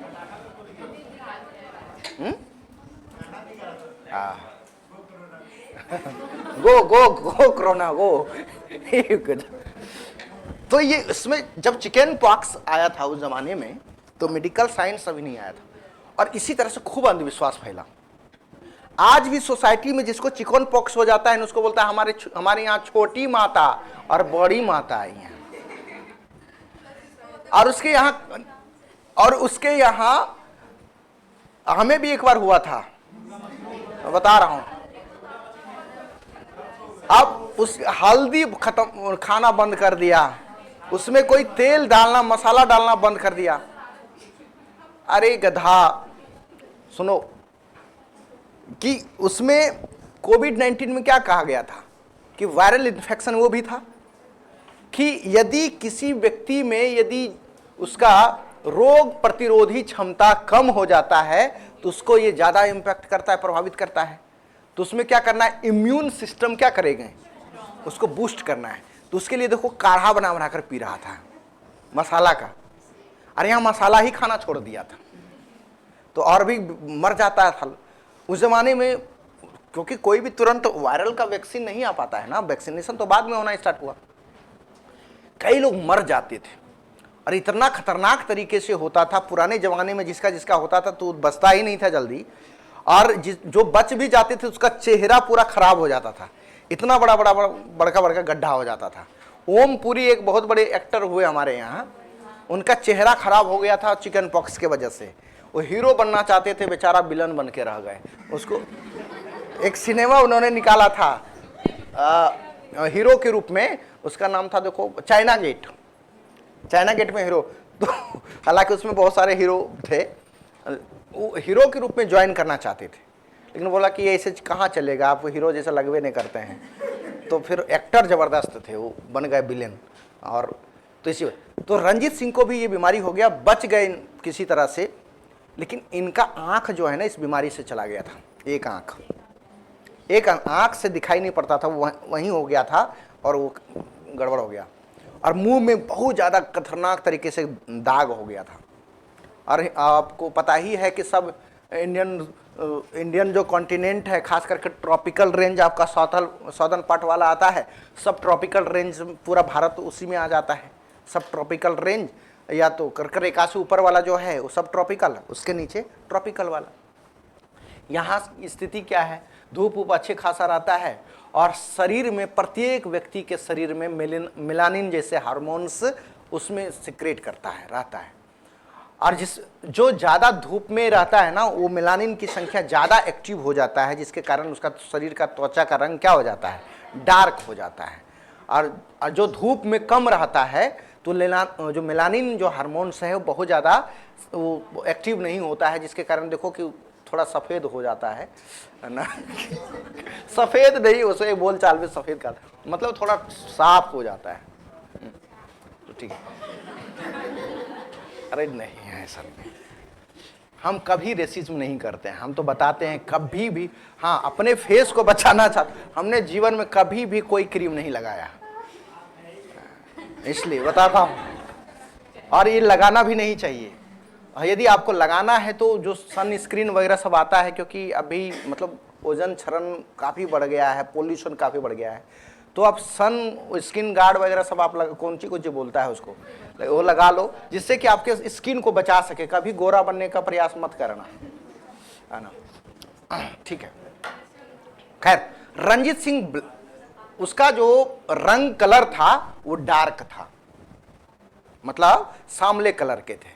और एक तो सांवले कलर के थे, ऊपर से चिकन पॉक्स के वजह से मुंह में एकदम खतरनाक तरीके से गड्ढा हो जाना, तो कैसा देखने में लगेगा, खराब लगेगा देखने में। तो एक स्टेटमेंट लिखिए, लिखिएगा, Ranjit Singh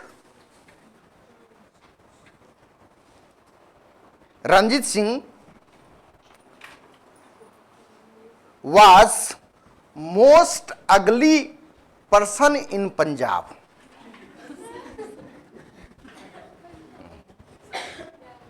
Ranjit Singh was the most ugly person या man in Punjab, या फ्रॉम पंजाब भी लिख सकते हो। ये कहा था एक वारेन ह्यूगल नामक एक अंग्रेज थे, उसने, नीचे डैश करके लिखो, वारेन ह्यूगल, इसने कहा था। हिंदी में लिख लो, रंजीत सिंह पंजाब के सबसे भद्दे, उसका कुरूप मने, अगली मने वही होता है ना, भद्दे या कुरूप लिख सकते हो, कुरूप व्यक्ति थे।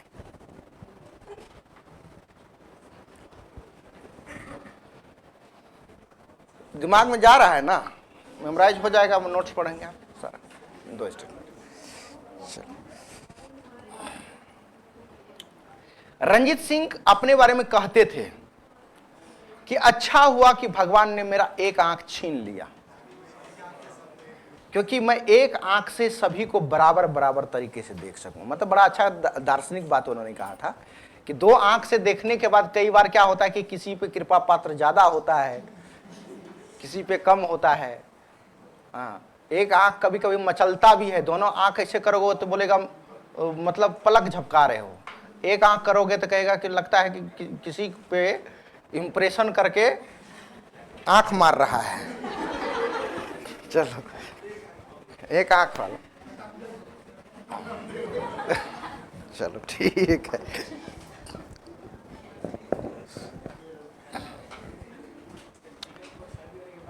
हाँ,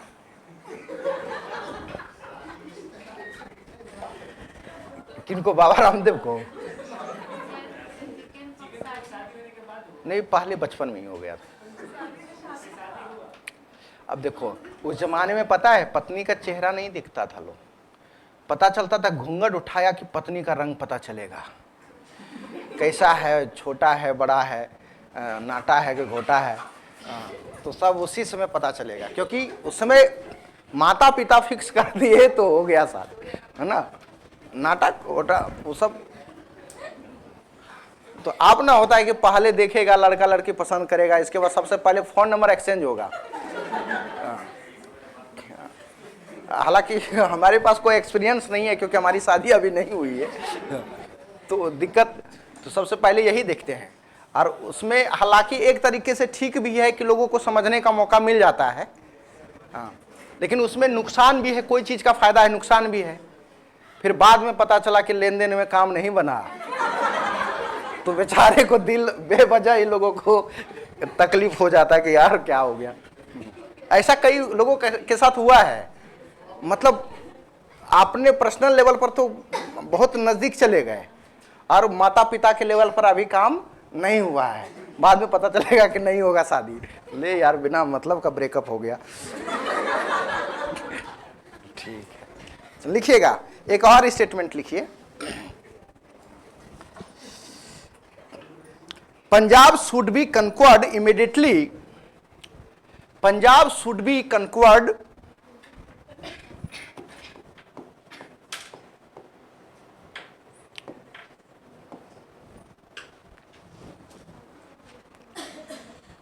conquered immediately after the death of Ranjit Singh. After the death of Ranjit Singh, after the death of Ranjit Singh, Punjab should be conquered immediately after the death of Ranjit Singh. Ranjit Singh की मृत्यु के बाद, रंजीत सिंह की मृत्यु के तुरंत बाद, रंजीत सिंह की मृत्यु के तुरंत बाद पंजाब को जीत लेना चाहिए। किसने कहा था? नीचे लिख लीजिएगा, WF आसवर्ण, WF आसवर्ण अंग्रेज थे। उन्होंने अपने लोगों को हिदायत दिया था कि रंजीत सिंह की मृत्यु के बाद क्या करना चाहिए? पंजाब को तुरंत जीत लेना चाहिए। आसवर्ण, हाँ,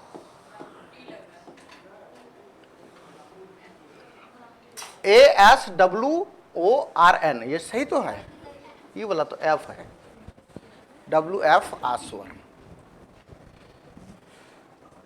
चलिए, ये तो स्टेटमेंट हो गया, 3 स्टेटमेंट हमने बताया। पहला स्टेटमेंट क्या था कि रंजीत सिंह नेपोलियन है इंडिया का। हालांकि एक और व्यक्ति थे VA स्मिथ, उन्होंने भारत का नेपोलियन समुद्रगुप्त को कहा था, ये चीज थोड़ा ध्यान रखिएगा। लेकिन एक व्यक्ति कौन बताया हमने? विक्टर जकमोंट, उसने क्या बताया कि रंजीत सिंह भारत के क्या थे? नेपोलियन थे। और सबसे क्रूप व्यक्ति किसने बोला था?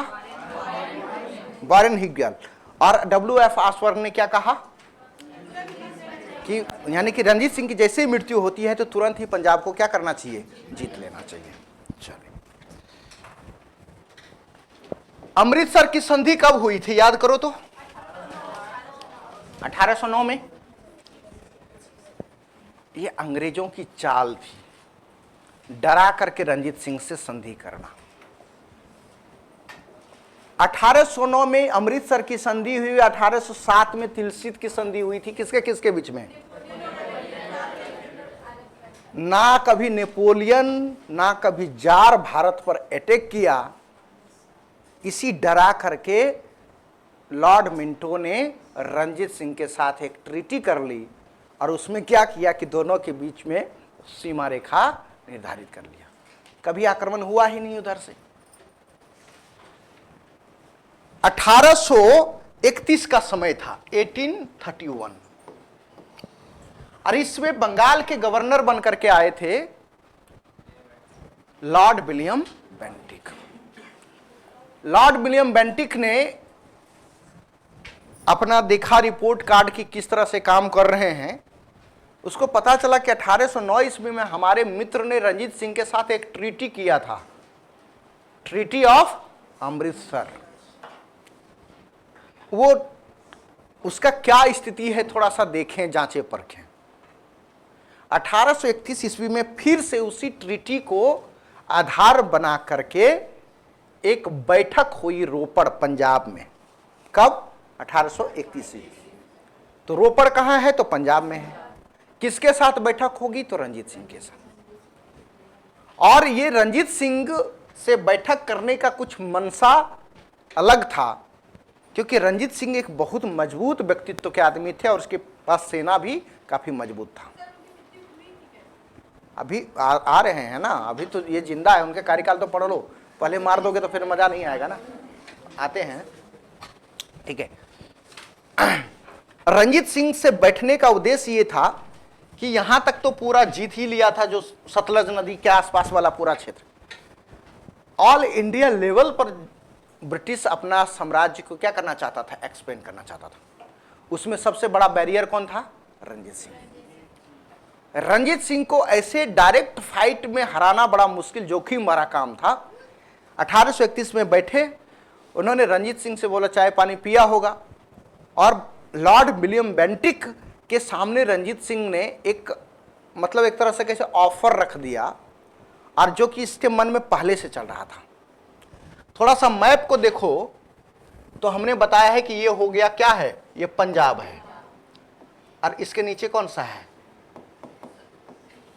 सिंध प्रोविंस। और ब्रिटिशर्स चाहता है कि हमको अफगानिस्तान पहुंचना है, अफगानिस्तान तक जाना है। क्यों अफगानिस्तान तक जाना है? क्योंकि ब्रिटिशर्स को हमेशा डर बना रहता है कि उधर से कोई किसी का आक्रमण ना हो जाए।